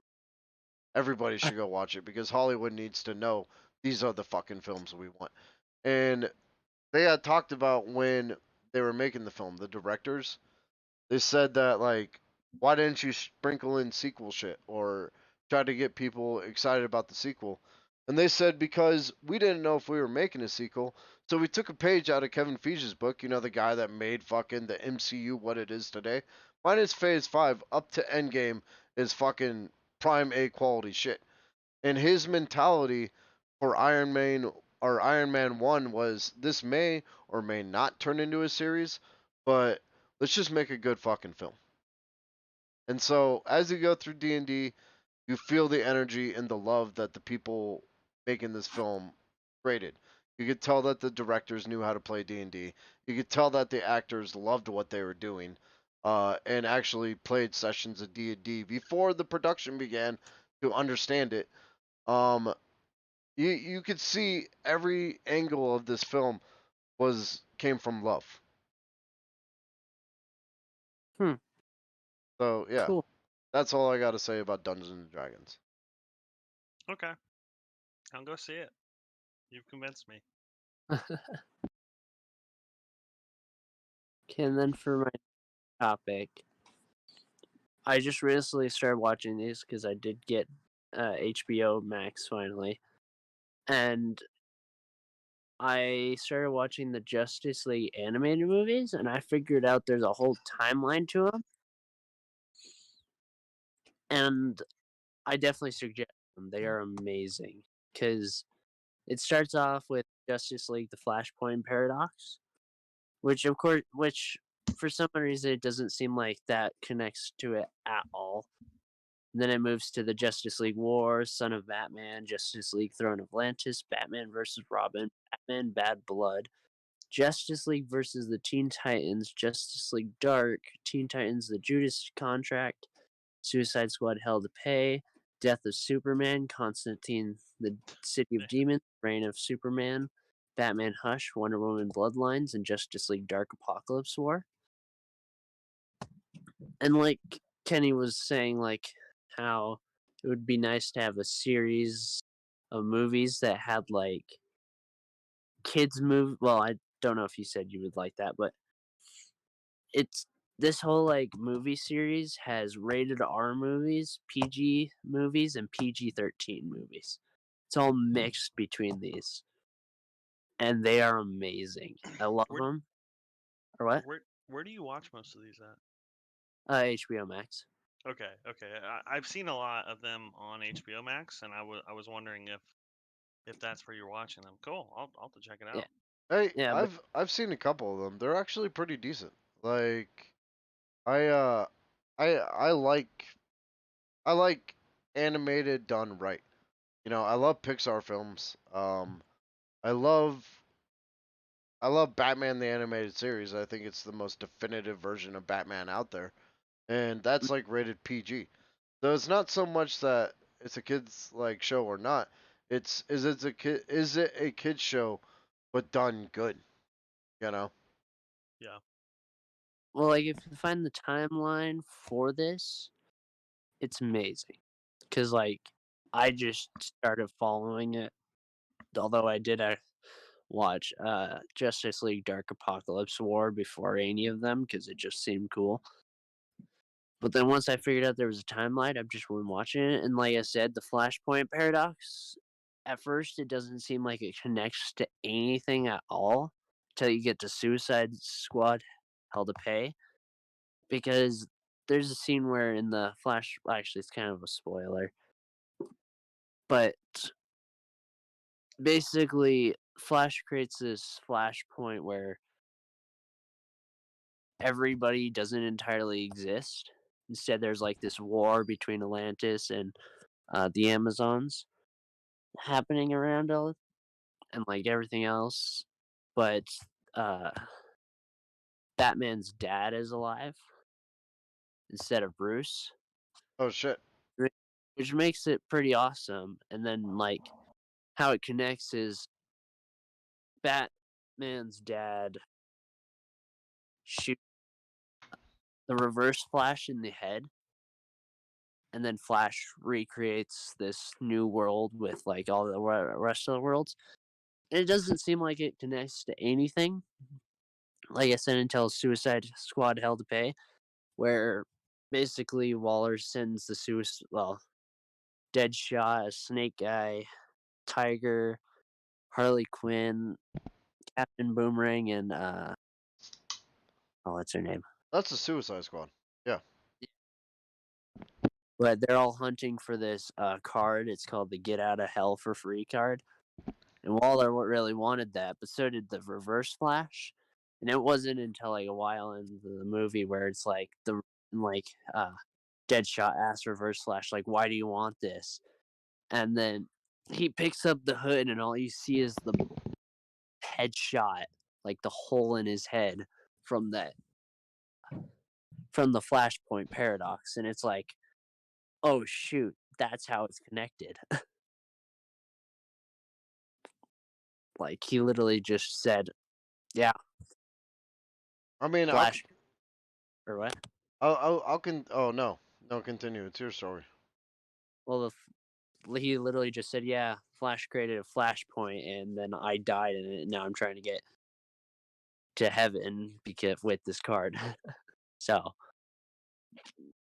You know, honestly, I'll continue watching them because they're the only good Batman films yeah, outside of the Batman. I mean, Christopher Nolan ended the trilogy, and then Snyder just decided fuck DC, and spent the next 10 years of the light or his life smearing, shit across their brand. So the cartoons are really all we have. yeah, like the one I loved the most out of this entire thing was Batman versus Robin, because it's Damian Wayne basically versus Batman, but it gets to a point where it's just like, oh hey, because it has the Court of Owls in it, but it gets to a point where it's Batman, Nightwing, and Alfred against the Court of Owls, That's and that crazy. was like the best fighting scene I ever saw in the entire thing. I mean, yeah, once the Court of Owls get involved, it's like it's hard for Batman to do it by himself. Yeah, Like they're not an easy organization that like to take down. And who knew that they'd somehow be, deadlier than the world's deadliest assassins? yeah. Well, like it literally got to a point where Alfred was actually booting up a mech for Batman to wear, and the Court of Owls still ripped off the arms because they were like the zombie Court of Owls, just What? ripping Jesus arms. fucking Christ! And Batman was like, That's "Oh shit!" But he still like hopped out of the mech and started beating them. Which movie is this? Batman versus Robin. Okay. I know like Batman the Doom that came to like Gotham is supposed to be like Batman takes on H.P. Lovecraft, and I'm waiting for that. Mm. But yeah, this entire movie timeline has got me super excited about watching it. Okay, and then I'm gonna move on to Ninjago. I know it's a little bit. Everybody would say it's a kids show. I don't personally think it's a kids show, especially now because it kind of grew up with generation of people. But the recent season of Ninjago, everybody thought was the end because it ended where, oh hey, they saved Ninjago, lost their powers and everything. But then Ninjago just full out pulled out an epic like entire thing that all Ninjago fans excited, which was it was just like a 30-second clip trailer of bringing the 16 realms back, which the 16 realms is basically just a bunch of realms Lego. Like Chima was actually one of them. I don't know if anybody remembers Chima, but Chima was part of those 16 realms. So is a bunch of everything. And everybody's saying this could be the end of the ninjas story. But then they also released a little bit of a sneak peek of the new ninja that's appearing in the series. So I'm definitely excited for this. Yeah, you're a big fan of Ninjago. I mean, they have some really cool Lego sets. I'm not gonna lie. Yeah. If you do want just like a good series that's funny and like actually has pretty good character growth, I definitely suggest. Except for there is now about 16 or 17 seasons. I like how you noticed that it grew with the audience. I mean, like the Clone Wars did that too. You know, when it first started out, it was campy and kind of corny, but by the end of it, it was dealing with complex emotions like PTSD and Anakin's turn to the dark side. It's like it good films and good series grow with their audience. Another good example is like Puss in Boots. Like their first one, Harry Potter. Harry Potter's actually one of the best examples out there. How it goes from like happy-go-lucky to like by the third one it starts to get a little darker, and then by the fourth one someone dies. You know? Now, Yeah. which Yeah. is kind of what Ninjago did because they reached their third season, the rebooted season. No, wait, yeah, it is the rebooted season. We actually lost a character, but he actually came back in the fourth season. Then eventually it just started getting more like into it where we kept losing good characters and then they would return because they are the main characters. But like you would see, because I've noticed that eventually it starts getting it so the season revolves around one character's struggles. Like season 6 was the Skybound season, which it revolved about Jay and his like struggle with falling in love with Nia and her not wanting to be in a relationship, and eventually brings a Nauticon who is a genie who's basically like, hey, I'll grant you these three wishes, but then once you grant those three wishes he steals you and basically is trying to rebuild his own thing, and Jay's struggling and he's like, he already made his like first wish, then his second wish, then eventually he was on his last wish, but he never made a wish like throughout the entire season. except for everybody else did, and eventually he was the only one who's like, oh shoot, I'm screwed, and like nearly gave up until his adopted parents was like, hey, you need to get your head in the game. They need you. They need you now. So then he just pulled out like random. He pulled out like characters from the most out of bizarre thing. Like he brought Dareth, who's literally pretends to be a ninja, but he's a complete idiot with no powers at all. He brought a master thief, a pirate, a big metal dude, a girl that pretty much steals powers and uses them, and like a rusty old robot to fight this powerful genie as he creates his own like uh home back again. Like that's one of my favorite seasons. Hey, But yeah, what's this stream on? Because one thing I hate is looking up something. Like what? it's streamed somewhere, but you never know. You Oh, know, it's on Netflix. All the seasons are on Netflix. on Netflix. Okay. However, Hmm. you won't find the very first two episodes, which kind of explain how they got the how Jay, Kai, Cole, and Zane came together. Which I can just send you those because somebody actually recorded them on Twitch. That I actually saved on Twitch. But you can't find those episodes anywhere. They're gone. Why? Because they were kind of like the test episodes. It's sad that they're gone. Oh. I've even tried searching on Voodoo to see if I could find them, but you can't find them on Voodoo either. Some things like disappear into the nether of Hollywood.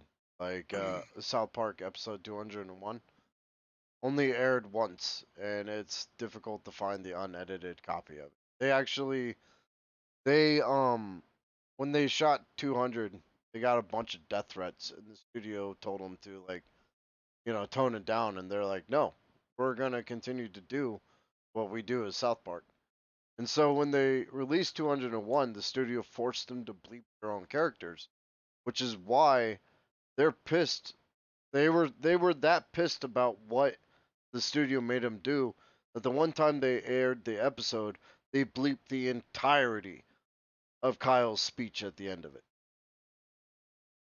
Mm. Do you know what it's about? I forgot, but I read it I think once. It's either like I can find it or it's that the South Park studio creators are Yeah. never gonna tell. You I know? just looked it up really quick, which is hilarious. There's a depiction of Buddha snorting cocaine and prompting the government of Sri Lanka to ban the entire series outright. That's awesome, you know. So, Yeah. But but you'll only find pirated copies of that now. In bad yeah. quality, you know? Do you think that's why the Ninjago episodes got lost? No, it's uh, Go ahead, Mike. I'm yeah, it's joshing. definitely not level of South Park, but I guess like because there were two episodes, but they're the most loved episodes, so I don't know why they removed them. Because like now everybody's like, why'd you remove this? Why'd you remove this? But like they're what started off Ninjago. Like you kind of said with the Iron Man movie, it was kind of just a throw out there to see what people like think about it. And then eventually it turned into this whole 12 years of Ninjago. Everybody loves it. So I don't know why they entirely removed those two episodes, but I have found like very good quality on Twitch, shockingly enough, Listen, of both episodes.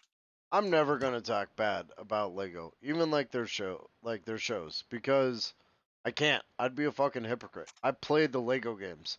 Like I love Lego Star Wars. In fact, I think Lego Star Wars is one of the most authentic Star Wars experiences out there, minus maybe Jedi Fallen Order and Star Wars Battlefront now.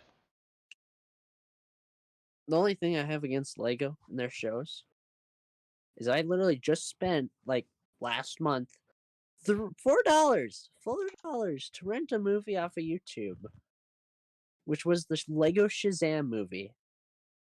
And you want to know what it was? What What? happened to it? It was age restricted. Oh, I don't know how or why it was age restricted, but I'm angry. I wanted to see that movie. could you not even watch it? No, I Oh, couldn't that's even look horrible. it up because it was age restricted. I'm like, I'm not paying for this again. Listen, imagine having to explain to your mom why fucking Lego Shazam is age restricted. You're like, listen, can you unlock this for me, please? I have no idea why they made this rated R. Like, it's just Lego Shazam. That's all it is. Okay. Well, I'm gonna pass it over to Jordan. Also, I'm gonna disappear for a little bit because I was getting yelled at because I need to go eat. But I will be back in probably 10 minutes. Okay, Jordan and I Uh, will hold it down. that's Yeah. life. Yeah, yeah, no, it's all good. Sorry, Yeah, I wasn't here for your thing, no, but you're good, man. You got I feel family, leaving. so yeah. So here, actually, let me go ahead and pull up the slide really quick, and we'll see how this goes. So here, I am sharing my screen right now. So All right, are you able to see that? And I won't move Yep, I got to it up. the other. Oh yeah. So here, to so I actually went ahead and read All You Need Is Kill, which is more popularly the story is known as oh Wait a man. sec. Did you create a slideshow for your entire section? Yeah. Oh my god. It's like fucking we show up to the party in shorts and sleeve like short sleeve t-shirts and you show up in a tuxedo? God damn it. It's not don't worry. It's I just pulled some pictures for everything, and for GalaxyCon I didn't do much. So like You know, I wanted people to see it. So I think that's a great idea. If we could put like together a slideshow for each of our sections and just maximize it like we're doing here, that would be a fucking amazing visual podcast. yeah, yeah. I just thought it would be better, and it would give you some guys something to see too, and it just like yeah. So hopefully this works out well. But yeah. So oh my gosh, I'm like totally blanking. Edge of Tomorrow, the movie. So you guys know I talked about that in the last podcast, and about hey, reading forms of media in many different avenues, right? Like I've seen the movie. You've seen the movie, right? Edge of Tomorrow with Tom Cruise. Yeah, and Emily Blunt. No, but it's one of those weird movies that I feel like I've heard enough about it that I've seen it. Man, I highly I love it. I love the concept of it. I mean, the concept is just essentially uh, you know, guy dies, guy wakes up a day before, right? And it's a groundhog day situation but in a war rather than a town with a groundhog Yeah, it's in Bill Fortnite the Murray. movie. that's Okay. that's what it is. You live, die, repeat. I mean, it's funny. Yeah, I mean, in a way. But no, I mean, it's one thing that really attracted me though is I was like, oh man, this is a like this movie comes from a book, and supposedly it's different, right? And I've been noticing this a lot. But I read the book, it was an audiobook for 4.5 hours, and I was like, I really like this. I'm gonna see if there's any other like they like it's a Japanese story. Let me go ahead and see if someone created a manga. And the person who did Death Note also illustrated a series for Shonen Jump for of All You Need Is Kill. And so I went ahead and ordered it. It was like $13 on Amazon for the whole book, right? And the whole series. I mean, it's not very long, but yeah. So I went and ordered it. I read it over like a course of a week, and honestly, I loved it. I thought it was pretty good. Like for $13, it could I couldn't beat it. And they're never gonna make any more. But this came out in like 2014, I think. But You, it's well done. this would be a good moment to like plug your fucking new Discord channel because We just opened up a channel for anime and manga for Jordan to basically control. You Yeah, you can go check that out on our Discord if you follow it, Libertalia. That's the first part of the link I put up there. yeah, I am gonna be posting like more panels in there from what I'm reading. I haven't lately, and I need to. I've been reading in bed, but I need to like take pictures of stuff, send it in. But yeah, I have a new Discord channel. If you ever want me to read something, or you want my opinion, or in there, and honestly, just post whatever your favorite stuff is. Because I'm always looking for new stuff to read and new media to consume because I'm a consumer. Yeah, Discord's a great way to interact with us, because Yeah, most of us will get it and then be able to answer back in some capacity. Um, yeah, it's also like if, in fact, we might even start announcing when we do Gamer Gauntlet, because we're not inclusive. We're not going to be like only us will play Fortnite. If somebody wants to show up and round out the squad, they're welcome to, or like Rocket League and join our team. We're willing to engage with you guys. yeah. If you see anyone asking Twitch chat any questions, I can't see it right now. So, but yeah, I man. No, got you. the more I would love to, the more people I can interact with on the stuff, the more I'd love it. Like at this point in my life, I have very few friends who read manga, which is like adult friends who and honestly it's a little bit of an expensive, I mean, I wouldn't call it an expensive hobby. You can read all this stuff for free, by the way. Like literally just look up whatever the series is, like read blah, and you're gonna find a site with images and nobody's gonna track you. No, it's like it's one of those things. But I like to buy stuff physically, and I also do pay for Shonen Jump. It's like $2 a month or something. But Yeah, you know that's how I read the fucking Naruto manga. yeah, You some know, website. I reached a point in the show where they ran out of shit to show, and I was like, well, what happens next? Yeah. Oh, and that's why a lot of people do pick up the manga. I mean, like Attack on Titan has been done for a long time, and a lot of people went forward to finish it out. And at this point, I'm not going to because I'm like, you know what? It's so close to the end. I'll finish it out animated. But like Demon Slayer, for example, I'll talk about that later. Like they've been done for a long time, and like you can read all the way to the end, and they're not breaking from it really. Like they are holding true to the adaptation. So, but back on topic. Yeah, essentially all you need is kill is pretty great. It's $13. Go read it online for free if if you don't want to pay the money for it. I really like the art style. The Death Note is huge. Like even non weebs know of Death Note. Um, Here, let me click through. So I like essentially this story is just people and mechs fighting aliens, and in the manga itself they're like spheres. I should have gotten a picture of them, but you can see them like shattering them here. They're like these big spheres and they shoot out spikes. And I mean it's really just like it it doesn't bring a ton to the table in like uniqueness, but honestly, it's a fun story. I mean, besides the whole like Groundhog Day concept, and even that isn't even really unique, but it's just a fun story. It's a quick 4 hour story. It's nothing expensive, and Actually, I oh love Groundhog Day concepts. Like, they're so yeah, much fun.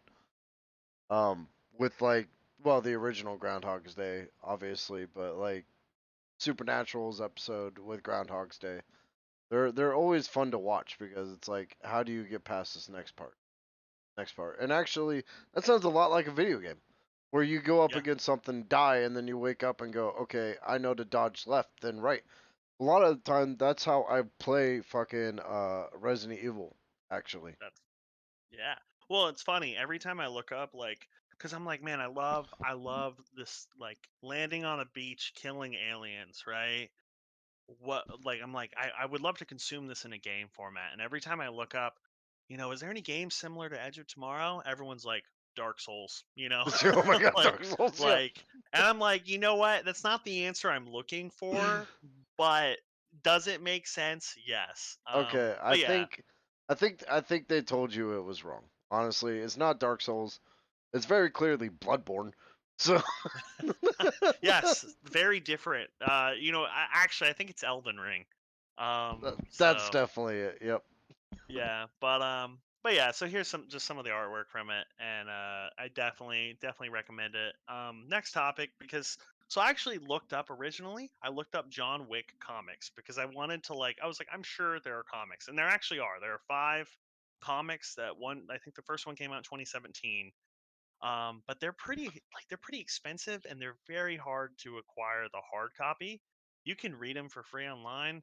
You can read them for money by the Amazon service like Webology or something like that, webcomics. But overall, what I actually found though is that Keanu Reeves actually helped produce and direct this comic called Berserker. Where the fuck does he Um, have a time? Is this like a time turner from Harry Potter, where he could yeah, just turn it upside down and be like, I got another, 3 fucking hours well, and to so go do shit? this is the craziest thing. So this Berserker, I think the first one came out in 2021, and they have since finished. It's a 12 chapter series, and they have finished, and it's done. Supposedly that's where I have not read it yet. I read like the first one, and I really liked it. It's essentially John Wick, but he's immortal. He's immortal. I don't know why he's immortal, but he's immortal. And I'm going to read it and finish it out, and I'll bring that to you later. But I just wanted to show it off here since John Wick 4 did just come out.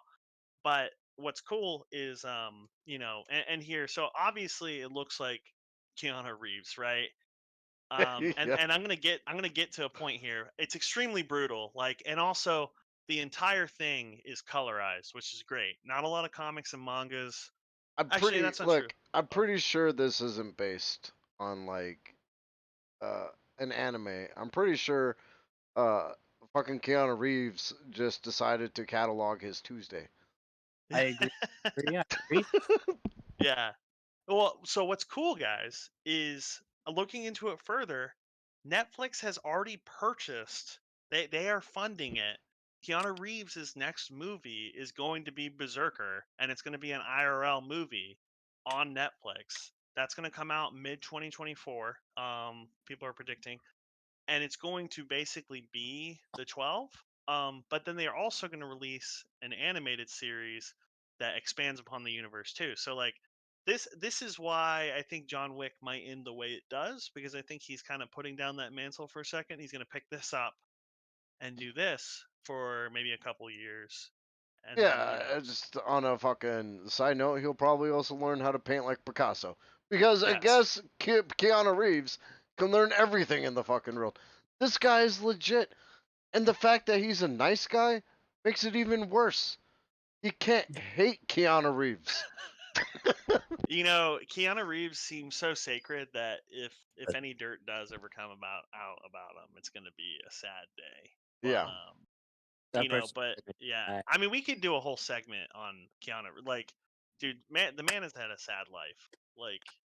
But he doesn't let that get to him. And man, it is sad. I mean, do you guys know what happened? No. Like his No? wife died in a car accident, I believe. And I believe his kid was not born correctly, stillborn. And I believe his sister died of cancer, and it's nuts. It's really sad. And but he that's I think that's just why he's such a humble person though, is he's just got this perspective. And he also recognizes that without us there's no him. Yeah. Right? And Like, some people lose track of that. Like, I was a little disappointed to find out that Mike Myers was a massive fucking dickhead on set, you know? oh yeah. And then you Yeah. got allegations against other actors and shit.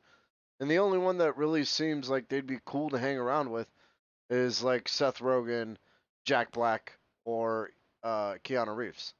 Yeah. What about Ryan Reynolds? Ryan Reynolds is pretty awesome too though. Yeah, I'd kick it with fucking Ryan Reynolds, Yeah. but I'd kick But it with Tenacious D above all of them. oh, Oh, I would love to spend a day with Jack. Have you actually seen The Pick of Destiny, Micah? Don't think so. No. Oh, you've seen Pick of Destiny, right, Kirby? Dude, Pick of Destiny is like Okay. one of those films that the soundtrack at first doesn't slap, but the second time you listen through, you go, "Oh shit, this shit slaps." You Yeah. know, like the fucking showdown with the devil at the end is still one of my favorite songs in the Tenacious D catalog. Dude, I listen to Kickapoo, Tribute, Master Exploder probably every other couple months. I Like, fucking love Kickapoo. yeah, dude. that's that song kicks so much ass. How do you Yeah. get Meatloaf? Jack Black he has passion for things and he puts his all into stuff. So How it can is you great. pray to a fucking poster of Dio and then Dio sings to you? Like you can't get better than that. So actually, I'm gonna post some questions to you guys after this next slide. So I went to GalaxyCon. I am a terrible. I want to apologize first off. I have still not edited the footage from GatsuCon, and for GalaxyCon, I kept telling myself I'm gonna get footage, and I just didn't. You're And fired. so I Listen, know. we need another anime I'm, expert. Didn't we do this last week? Weren't you fired last week as well? yeah. I need to learn how to edit footage. I'm holding myself back, but I think like doing this slideshow, I'm like, dude, you know what? I can put shit together. So like, I will get you guys KatsuCon after Believe in the yourself, young next blood. month's podcast, since next month's podcast is going to be special. Oh yeah, we're But gonna announce that at the end of this. yeah. But GalaxyCon was amazing. I loved it. It was my first non just like it wasn't just all about anime. It was a Comic-Con. It was really neat. Rather than just like rather than just being like, "Oh, hey, this place is for anime." They actually brought in actors, voice actors, WWE stars. There was like fucking people from all sorts of shows, like panels and stuff. Um, some of my favorites was Stephen Amell was there, from Arrow, and also he has like a new show where he's like a WWE star, and it was super cool. Like he was just answering questions from fans, talking about Arrow. Have you guys watched Arrow? I love the first two seasons of Arrow. So it's so funny, dude. He talks about how. Oh, Micah? Have you watched Arrow? No, I have not actually. Highly recommend go watch like the first two seasons, just like Kirby. Because like they kind of go off the rails after the third season, and he actually talked about it. He's like, yeah, the third and the fourth season are like my least favorite because it kind of got away from like what is the Green Arrow, like a street level like crime fighter, Yeah, and we started getting all mystical, right? And he said that at the end of shooting season 4, he's like, can we get back to what Green Arrow is? And like it was just really neat. I loved seeing him. He was super nice, and he was just really funny, and I loved it from like a con standpoint, man. This is like it. GalaxyCon is awesome. If you ever see any Comic Cons, they're great. I Wait, would who's highly the recommend. guy again? Hmm? Who is the guy again? Is it Stephen just like? Amell? Isn't he just Eric Green Arrow? Yeah, he's Green Arrow. Oh. Wait, you honestly, actually meet him? Like I didn't get to I didn't shake his hand, but I was in the same room as him in the flesh, and that I was just paying money to be at the con too. It's not like a special thing. Oh, I I need to love go to. Stephen Amell as Arrow. Like he was great, and he was great throughout all of it. The problem with like Arrow is, yeah, season 3 and 4 would have worked much better in a show like Legends of Tomorrow, where Yeah, shit's already off the wall anyways. yeah. Somebody asked him if he still did the salmon ladder, and I loved it every second of it. But yeah, so it was just really cool, and what was neat, guys, is they actually had a whole area set up in the main big ballroom, and like this place is fucking massive, but they actually had like booths for every single voice actor and actor there, and you could get autographs, you could get pictures with them. Now, here's the thing though, you have to pay money for them, right? And I think this is just a Oh, common thing in the industry where like where they like you pay money to get a picture get something signed with the person, and that's how they bring in income, because like voice actors don't make a lot of money. They do, but they don't, right? And it was pretty cool, and we kind of got to see into that world because the Chainsaw Man voice actors for the English dub and did a Q&A, and the Demon Slayer ones as well, and it was neat just getting to hear their experience with voice acting, their experience with the business. Like Sarah Wiedenhoft from Chainsaw Man, who plays Power, which is like this demon girl. She's a fiend, but like, she like matched the character's energy, which is just like a feral demon girl. And like it was just awesome getting to meet them in the flash. And I almost went and like I was like, man, it'd be kind of cool to get her to sign something, but I'd already spent so much money, and I was like, you know what, like I'm gonna save money. I mean, um that's common in the industry. Like it is. we got Wednesday Adams picture signed by Christina or Richie. We got Sulu to sign his autograph, as well as one of the dudes from uh, God, what's that? MythBusters. And then we also got Carl. I think it's Carl Withers. We Yeah. got his picture and we got that signed because of fucking Arrested Development. So I went up to him and I know that he's been in like uh like fucking Predator, but he was in Arrested Development and I'm like, listen, can you please sign this with love to Tobias? And he did that. So now when people see that thing hanging up, they can be like, who's Tobias? And right there, I'll know whether or not they're a fucking Arrested Development Fan. Yeah. No, I mean it's cool though. I completely get it. Like if I actually watched the English dub version, I probably would have but I watched subbed everything. So but it was neat. Really good experience. I definitely recommend GalaxyCon, and but I know both of you aren't on the East Coast, so that doesn't help you very much. West Coast represent. Yeah, I know you guys have a lot of cons out there too, though. So definitely check out in your local area, because you'd be surprised. But yeah. Right, So here, very let me whip my small phone. area. Do either of you have any questions about it? Like Kirby, you've been to Crook, you've been to uh, cons, but Micah, do you have any questions? My only question was, did you get to see Grant Gustin? A what? Did you get to see Grant Gustin? Or no? A secret what? Did you get to see Grant Gustin, the Flash? Oh no! I was like, I don't even know what you're saying. Like, no, I don't think that were they there. I don't know. Oh, okay. I was about to say. I thought maybe you looked up the roster and saw that he was there. No, Oh I no, did not.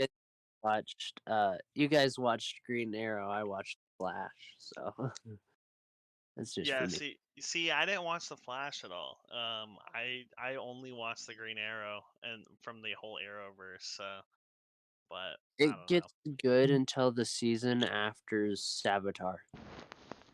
It's You know, I'm thinking I might have to go back and watch them because after seeing him live like that and him be like, you know what, just like power through, power through season 3 and season 4. I'm like, shit, should I go back and watch the Green? It was funny too. He also said he was like, yeah, do you see how we changed the costume from season 4 to season 5 because of there was, I guess the costume went sleeveless for season 4 because that's more like loyal to the comic book. And he's like, yeah, we changed it back in season 5 because I was getting fucking cold on set. So he's like Canada's fucking cold. And I needed my sleeves back. So it was cool. But yeah, so GalaxyCon was a good time. So the next kind of, here's just some news. So the Demon Slayer Swordsmith Village arc is I think the first episode came out on the 9th. If you went and saw the movie, you basically watched the first episode. I still have some gripes with that, but if I just read it, I wouldn't have had no issues. But um, so the episode just came out for the Swordsmith arc. You've got the Mist Hashira and the Love Hashira. I don't exactly know what the fuck you do with love to fight. I'll be honest. I guess I'm gonna learn this season. But Disney knows how to do it. yeah, They can just but hug out all their problems. but that just came out, so I'm super excited. To see the episode next week, and they just do an amazing job in animating it. And I'm glad, Micah, that you're starting to watch it because Demon Slayer is just amazing. It's not going to be an extremely long series. It's limited. I think there are only like 200 chapters or something like that in the mangas, whereas like something like Dragon Ball has 1,000. Naruto has like 700 more probably. So yeah, so I am pretty excited. Um, I solo. actually, Oh, go I, ahead. I actually have a question. Yeah. Micah, you see what he's doing here? This looks like way cooler than what we usually do. We need to start making fucking slides and shit. I will We, I, glad. you'll make slides for your section. Yeah, if I just gotta remember to it. All right, I'll text you, and I'll make I'll show slides you. for mine. I'll show you Jordan, guys what I did. This was not a lot of effort. I think I put it together in like 30 minutes. So what were you gonna well, say, you are Micah? the genius. You are the genius. You have created a new thing for us to do. Hey, I just had an idea. I just wanted to actually like show you guys the artwork and stuff. Yeah, it Um, just took it to the next level. Like we were down here happily singing along at 3, and you're like, "What if we take it to 11, bros?" So now, so now we're all doing slideshows. so the next thing, I have not watched this, and I'm a little guilty because I've had a buddy at work, and you know a manga's good when your like 48-year-old coworker is like, "Yo, you should read this manga," and I'm like, "Dude, I'm not reading this manga that you're recommending that started on Webtoons, right? Like, no, like." And I'm the fool here because all of a sudden this anime trailer came out for this manga Solo Leveling, and everyone's going ape shit. They're like, Oh, "Holy solo shit. leveling? Have you heard of it?" Yeah, I've heard of it. Yeah, I've ac- and that's crazy. You've heard of it. How'd you hear about it? Well, funny thing is, okay, Webtoon is definitely a good place to get like anime type like comics and stuff, which I actually started reading one called The Bat Family, which is Huh. basically Batman family, just hilarious, and you get to see them trying to live a family life. But I've seen like so many ads for solo leveling on Webtoon. I'm like, okay. And I like try looking at it. I guess it's just a guy that just, or actually, I'm kind of stealing it from you. Sorry. No, dude, I'm happy that you've heard of it. Like, no, this is cool because, like, dude, I'm an asshole. Like, I literally was like, "Oh, this doesn't sound like it's like." I was like, and every time I looked at it, I was like, "I don't know about this." And Micah was just like, "Solo leveling. Here, hold my beer." Well, like yeah, I go haven't ahead, even Micah. read it at all, but I know like it's about a guy that's just like basically every time I think I think I might be getting it mixed up with something but else, but I believe it's like where you this guy dies, but then he gets stronger every time he dies, so he kind of just levels up and goes back to kill all the guys again. Don't know if I'm getting that. I'm probably getting I that. I think you're on the right track. I haven't read it yet. I've got so many other, and at the end of every podcast, I'm gonna say what I'm reading and what I'm watching currently, and I'm trying to like not bring too many things in at once, so I will actually like finish things or catch up. But yeah, it's on my list, and that's essentially what it is. But I just hope it's I don't know. I could talk shit on other mangas, and I'm not going to. But I think this is going to be great. Um, the here's the sad thing about it though. So it started in 2016, and it's done. It is finished. I think there's 160 chapters, which is not a lot. Like, um, it's just like when you put it in context to other like animes and mangas, that's fairly short for such a popular one. But the artist died at the age of 37, July 23rd in 2022, so last year. And just I didn't look up why or how, but a lot of people were super sad about it. Solo leveling was finished, and I think they did talk about like doing other things, but that's obviously not going to happen now unless they do something like Berserk. Um, but yeah, so it's pretty unfortunate, but these types of things happen. It's why Demon Slayer actually ended early too, is because I think the creator had like family issues going on, like health issues. So he wrapped it up because he wasn't sure if he was gonna get to finish it, right? Micah, you need to go solo level up your webtoon, up your game, okay? And read this like manga so you can talk about it. Yeah, Funny thing is, I actually just tried searching up, and I can't find it on a webtoon. I think they moved it Yeah. because I think it's owned by a real publisher now, completely, because Webtoons is free, right? Yeah, it is. I definitely suggest it because, like, all you have to do is like hop on. It'll give you suggestions for like different style anime. Like these are all made by random people. Like my top three that I've been reading is Batman, Wayne Family, Loving Reaper, and Down to Earth, Wow, which I love. you've just never mentioned this to me before. Because I never entirely thought until now, until you webtoon. You're Because like, I haven't. I guess my anime and manga experience has no bearing in the anime and manga section. Well, I mean, I never thought of Loving Reaper and the Batman Wayne Family as an anime, kind of, because like I said, it's made by different people, so they got their own style. Like Yeah, Loving Reaper is just like pencil drawings, kind of. Uh, you know what? That brings up an interesting point. Can we throw comics in your anime section? yeah. I mean, I talk about, if you guys ever want to talk about a comic, just tell me. Give me some time to do a little research on it, and we can banter back and forth. I mean, shit, I talk about The Walking Dead. We could talk So, and about Batman. Oh, I'm in. yeah, if you guys want to talk about Batman and you want to talk about a specific series, just tell me about it, and we can definitely quit back and forth. What if we So do like a kind of like what we got coming up? What if we did like a Batman centric episode around like Halloween?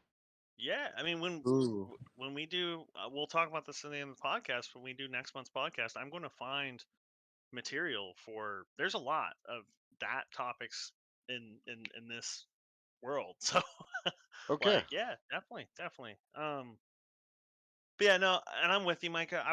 Honestly, like, I never thought of webtoons as being even like a source for me to look at for manga. And I'm obviously wrong. So I'm glad to be educated on that, and I won't sleep on anything when somebody tells me about it in the future. well, Um, if you do get webtoon, I definitely suggest Batman Wayne Family, Down to Earth, and Loving Reaper. yeah, I'll check it out. 'Cause My Oh, go ahead, man. I was gonna say Loving Reaper is probably my favorite out of all of them because basically puts the Reaper in like a situation where he it literally shows death. It's pretty sad. Is that the one with the animals?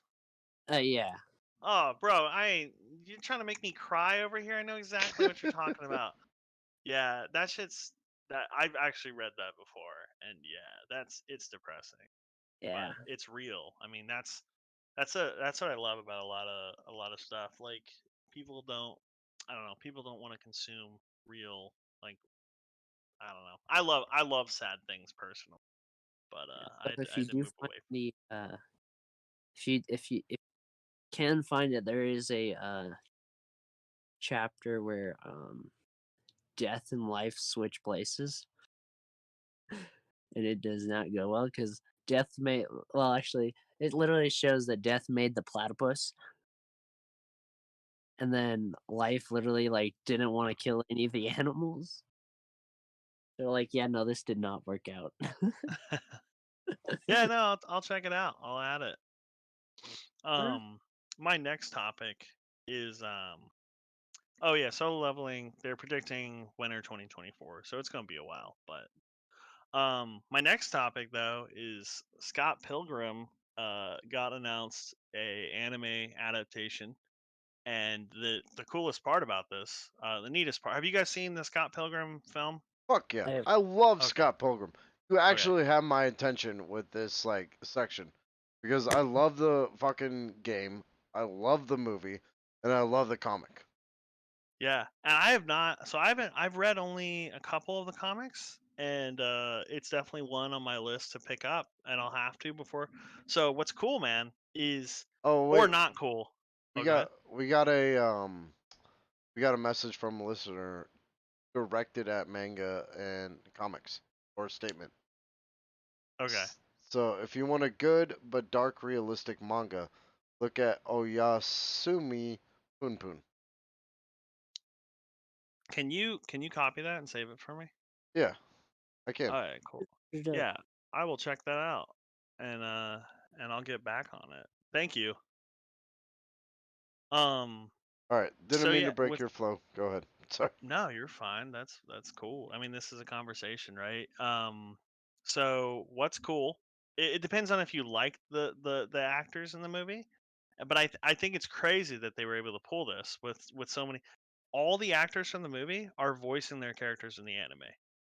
So Brie Larson is voicing, fucking his ex, Brie Scott's ex. Larson?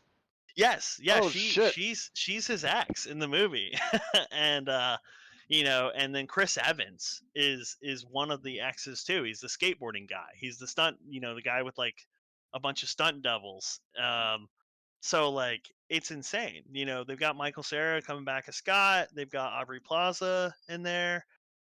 So like Mary Elizabeth Winstead, which I actually, I know her as Ramona, but I don't know her as anything else. So, but maybe that's just me being uneducated.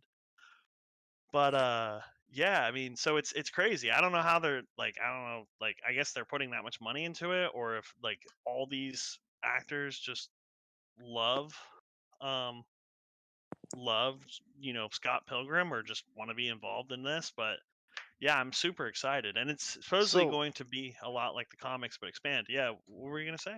so you're saying it's got like two of the Avengers and the chick from Parks and Rec in it? I mean, Yes. I'm in. But- Yeah. Yeah, and it's supposed to expand upon the comics too. So it's gonna have some new, but it's gonna be more based on the comics rather than the movie. I don't know how different they were. I don't know. You might actually be able to expand upon that, Crook. it's been a long time since I read them. Okay, that's all right. Then when the anime actually comes out, then we can talk about it more, and I'll make sure to have read it by then. I remember being impressed by the film. Like the film captures the anime or the comic pretty damn. Comic. Yeah. The film was good. I remember I watched it in theaters. Um I don't think on small screen it's as good, but I remember watching in theaters and being like, this is just amazing. I was also like a fucking senior in high school though, so who Yeah, knows? but it's the inside like jokes that count. Like get a life and he grabs the one up mushroom. You Yeah. know, it's like those are the things that make Scott Pilgrim great. Have you watched Scott Pilgrim, Micah? I have not. Spider Dude? Sorry. Using I know video you're games. good. It's already been said in the chat like 100 times, That's true. but I know I have not. So Yeah, no, definitely another one to check out. I, I gotta put together a list of stuff and actually get a website up for us. Soggy Bee's Um, Knees says it's a good excuse to read the comic. So I guess I might just have to Ooh. do that. A yeah, website. Okay, sorry, this is a little bit off topic, yeah, but what Jordan said, a website would be cool. We could just you could make like a website for all the podcasts and stuff. Oh, dude, you are our signature like tech. And if we had like a fucking website for the podcast, we could just link them all there, you know? yeah. Yeah. That's then I'm forced to do it now, which is good because I need a project. I need a web dev project to like do it. Well, if you need help, I will offer my services and help. Oh, okay. Figure out. I'll hit you up then. I'm gonna do it in JavaScript. Oh, Um, let's try but to I mean figure. no, but you can help me with it no matter what. So Out. that'll I be love cool. designing things. Like most of my slideshows are always designed to Well, there it's you go. more Yeah, I love to just yeah It's yeah. make it weird. But look good. oh, go ahead, Crook. No, I was just gonna say, like, we have a lot of talented people at Quick Irish Studios. Like, Micah can design, Alex can edit, you can do tech shit. We're kind of blessed to have that, to be Yeah, honest. yeah. I just gotta actually utilize it. I appreciate the opportunity. So just gotta get motivated. Um, so yeah. So then honestly, that's it for news. Of what's going on.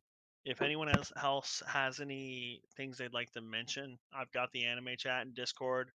Go ahead and go in there and shout out some stuff. There's just so much anime that's coming out all the time that I mean, I'm not gonna get everything, and I'm not an isekai fan, so like, overall, there's a lot, or a slice of life. I'm not a big slice of life guy, besides Spy Family, but we'll talk about that someday. Right now, what I'm reading though is I'm reading Chainsaw Man. I'm actually on like the fourth volume. Finishing that up. I actually only owned the first 4 volumes, and I was like, oh, I'm gonna just read the rest on Shonen Jump on the app. And I was like, you know what? I'm gonna just bite the bullet, buy the rest of the volumes. I mean, you can buy the whole set of the existing chapters, which goes up to like 90 for like $80 right now. So it's not like it's gonna break your bank. But and I think there's 30 chapters right now that aren't volumed. Like you can purchase them from Shonen, but they're not like exactly like in a nice paperback book. Um Amazing series though. It's just I honestly like it as a manga more than an anime. I'm still gonna watch the anime. I love it, but the manga is just really good. Any questions on that, or were you gonna say anything, Micah? No, actually, but I did want to like. I don't know if since I don't know if it's also counted as an anime or not, but there's a comic book series called Beast Boy and Raven. It's kind of for the Teen Titans, and they're soon to come out with a Robin book for it. But it basically starts out with a Beast Boy book, and then a Raven, and then Beast Boy and Raven. And then they're slowly building to the Teen Titans. It's a pretty good series if you want to check that out. Yeah, no, I mean throw it in the Discord and I'll check it out. It's funny, like we're all just trying to get back to Teen Titans from our childhood, the original series. And if you guys want to read what I'm reading, you can go ahead and pick up the Lesser and Greater Key of Solomon. In case you want to be amateur demonologists who probably suck at summoning demons. Is that a book? Yes, it's a. Oh my god. I had to read the entire fucking thing, and I'm so glad that it's done because half the thing is conjurations. And I'm just like, can I. How long are these fucking chapters? But yeah, the Greater Key of Solomon came from Solomon's time, and it dictates how to do natural magic of Kabbalistic facilities.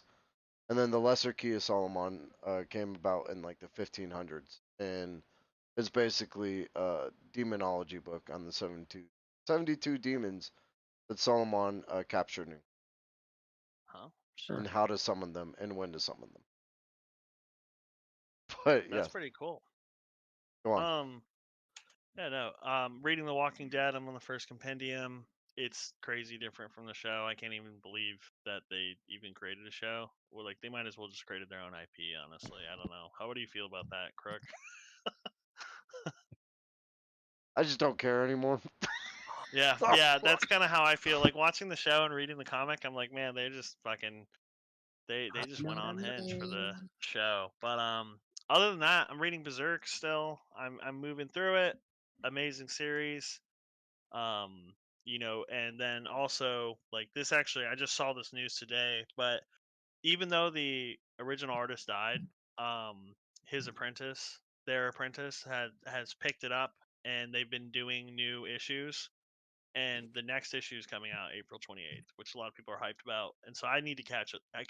Like I'm on like 230 and they're like 370 now. So I need to hurry up. And then the show I'm watching is Vinland Saga, which is just it's a good little Netflix show. It's pretty deep. I like it. Um and I'm only like halfway through the first season, but honestly, like nowadays, it's hard for me to like get time in, and I find myself at the end of the night being like, you know what? Instead of going to sleep, I'm just gonna watch 2 more episodes, and that just let it dip in. But yeah, that is it for my section, guys. Guys, Mm, I just want to clarify. I'm not summoning demons. I'm reading the book. yeah, just keep telling yourself that. Just keep telling yourself that. Yeah, I don't believe you. Yeah. It's dude, they're hard to read because they're literally like fucking what's that? They're literally like conjurations and invocations, and half of it, like the names are in Jew. So you're essentially, or Hebrew. So you're essentially trying to decipher that and trying to understand what they meant in old time speak. So even if I wanted to summon demons, the requirements to set up beforehand are far too difficult. Like literally, one of them is you have to acquire a fucking lion skin. Hmm. A Yeah, lion skin? a lion's skin to make like one of the artifacts to protect you against like demonic summoning. Any part of the skin? It's it's either no, it's to perform some kind of magic. And okay, I'll give you a good example, right? Like a much better one is to create a sigil against uh the demonic horde, you have to get a piece of like virgin paper, and you have to draw the sigil on it, and it has to be wrapped in fine white linen, and it can only be created by a man who is both, or a woman who's both pure inside and outside on a certain day of the month during a certain day of the year. And it has to be written in the ink of a black cock, like a rooster that has not trod hen. So, yeah, good luck. I'm a child for laughing there. No. It's Man, like I'm like reading this and I'm like, nobody has fucking time for this. This is why magic doesn't exist because nobody's gonna take the time to learn this shit. Yeah. So I could use lion's ballsack skin to summon something. Essentially, yeah. And Yeah, then it's pretty like powerful. you can summon them, and then they have a backup summoning in case the demon refuses to come, and then they have a invocation of their king to make them come. Like be like, hey, this dude's not like heading my way. You need to send your spirit over here. And if they're furthermore misbehaving past that, they have a curse that you can conduct that would ensnare the demon in the depths of hell and flame his ass. Hmm. Yeah, nice. Damn. I just completely derailed the podcast, so sorry about that. No, that's fine. That is, yeah, I think everyone comes out of that more educated. Yeah. No, no, it doesn't help at all. So, Jordan, did you have anything else you wanted to add? Uh, hit me up in the anime Discord. That's it. Thank you. Okay. So, Although I do have like a question for everybody, like everybody. Would you rather fight a lion every single month or fight a chicken every time you open your car door? did the Free chick? meat every time I open my car door? Yeah, Yeah. that sounds amazing. In fact, I want to just drive around with a chicken in there just to Wait, see if how I big's can. the chicken? Okay. Because somebody actually said that they wanted to fight a lion every month, and I was like, good luck with that. I'd be like, Yeah, honey, I'm going to KFC. Open, slam, open, slam, open, slam. yeah. I think if I picked the lion every month option, I'd be fighting a lion once and dying. So Yeah. That's Darwinism.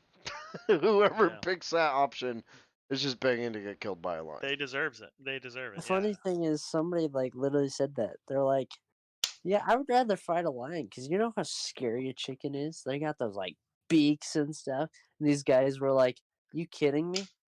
It's a Yeah, lion, the king of the jungle. You want to battle a lion? chickens can be dicks, but guess what else is a bigger dick? A stun rod. So the minute I open that door, I'm just going to be like, zap. And then look at that, fried chicken for dinner. this is I know we're about to wrap this up, but I think you guys will both enjoy this. Oh my god.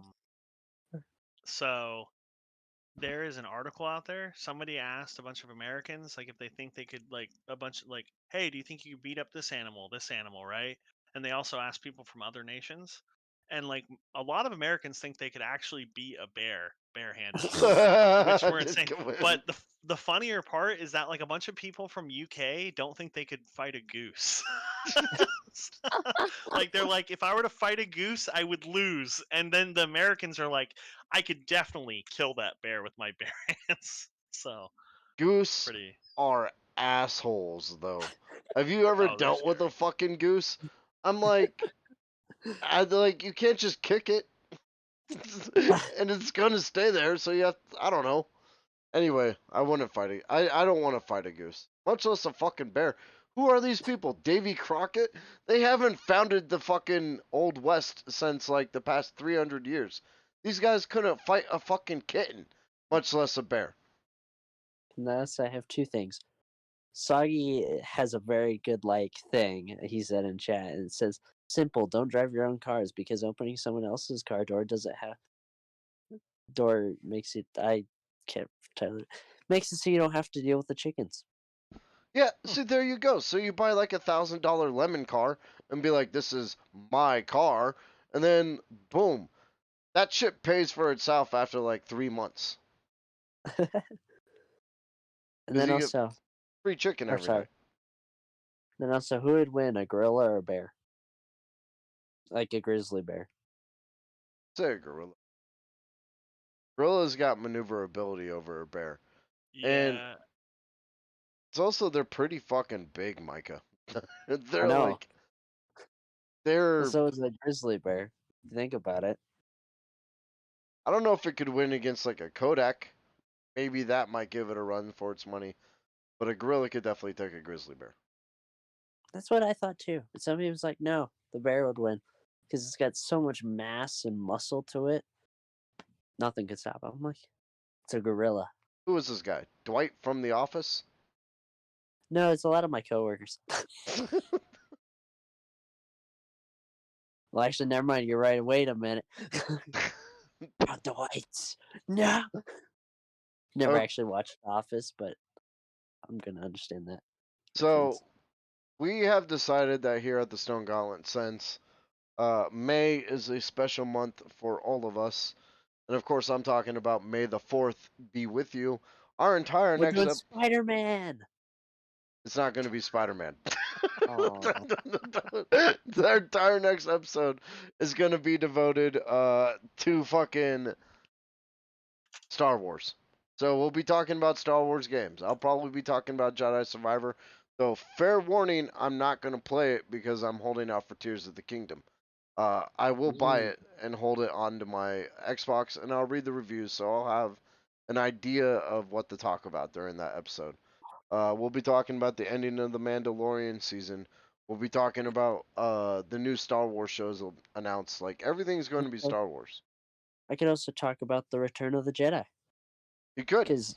because they're actually Regal's actually doing a Fathom event for Return of the Jedi soon. Like So they're gonna have it in theaters again. I think that's going to be exciting. And you know what? Maybe we'll do a Spider-Man themed episode down the line.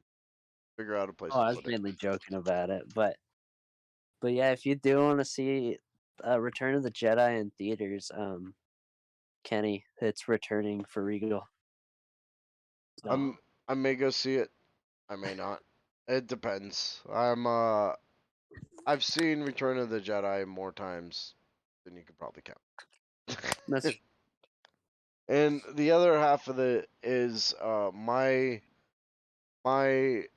TV, and this is a humble brag, is basically a mini like movie theater. It's 55 inches in a 4-foot space. That's really about as far as I sit away from it. Complete with the Samsung soundbar. So fair enough. it's like I'm sitting in a theater if I choose to watch one of those. Fair enough. There's also Return of the King too, so it's Now kind that of I might go see in fucking theaters. I love Return of the King. The it's coming out in 2 days, so April 13th. The Riders of Rohan speech, like when every single one of them accept their death, and Theoden is just like, we're gonna ride for glory, but we're gonna fuck them up along the way. Uh, still gives me shivers to this day. Also, the Return of the King is actually out from Thursday the 13th to Thursday the 20th, so you have a wide range to see it in theaters. And I want to give a little factoid about Lord of the Rings because I love Lord of the Rings facts. That very scene with Riders of Rohan, the only way to end up as a extra in that scene was to know the source material front to back. So Peter, like Jackson, would call these people that wanted to be part of that scene, claiming to be Lord of the Rings fans, and loving it, since they were born. And he would call them into the office, and he'd be like, "Okay, you're Lord of the Rings fans. Recite the next 3 pages of King Theoden's like speech word for word without looking at the book." And those that managed to do it, he'd be like, "You're in the scene." And that's how you get Riders of Rohan that are legitimately excited to fucking be. So you could have been in it. Yeah, I mean, I would have studied the shit out of that and then be like, I would recite it word for word. Yeah. I can't do it right now. I'm not fucking Stephen Colbert, though he could easily be in the scene. Cool. So I think that's about it. Next week is Star Wars. A shout out to John Zara and his YouTube Well, I channel. mean, it's not next week. Oh, not next week. Next month is Star Wars. A shout out to John Zara and his YouTube channel. He allows us to play Old Lang Syne at the end of our podcast. I'd also like to give a quick shout out to all my mods that are on the podcast right now. That is Erica Turpitz Gangle. That is ErikaDirpitz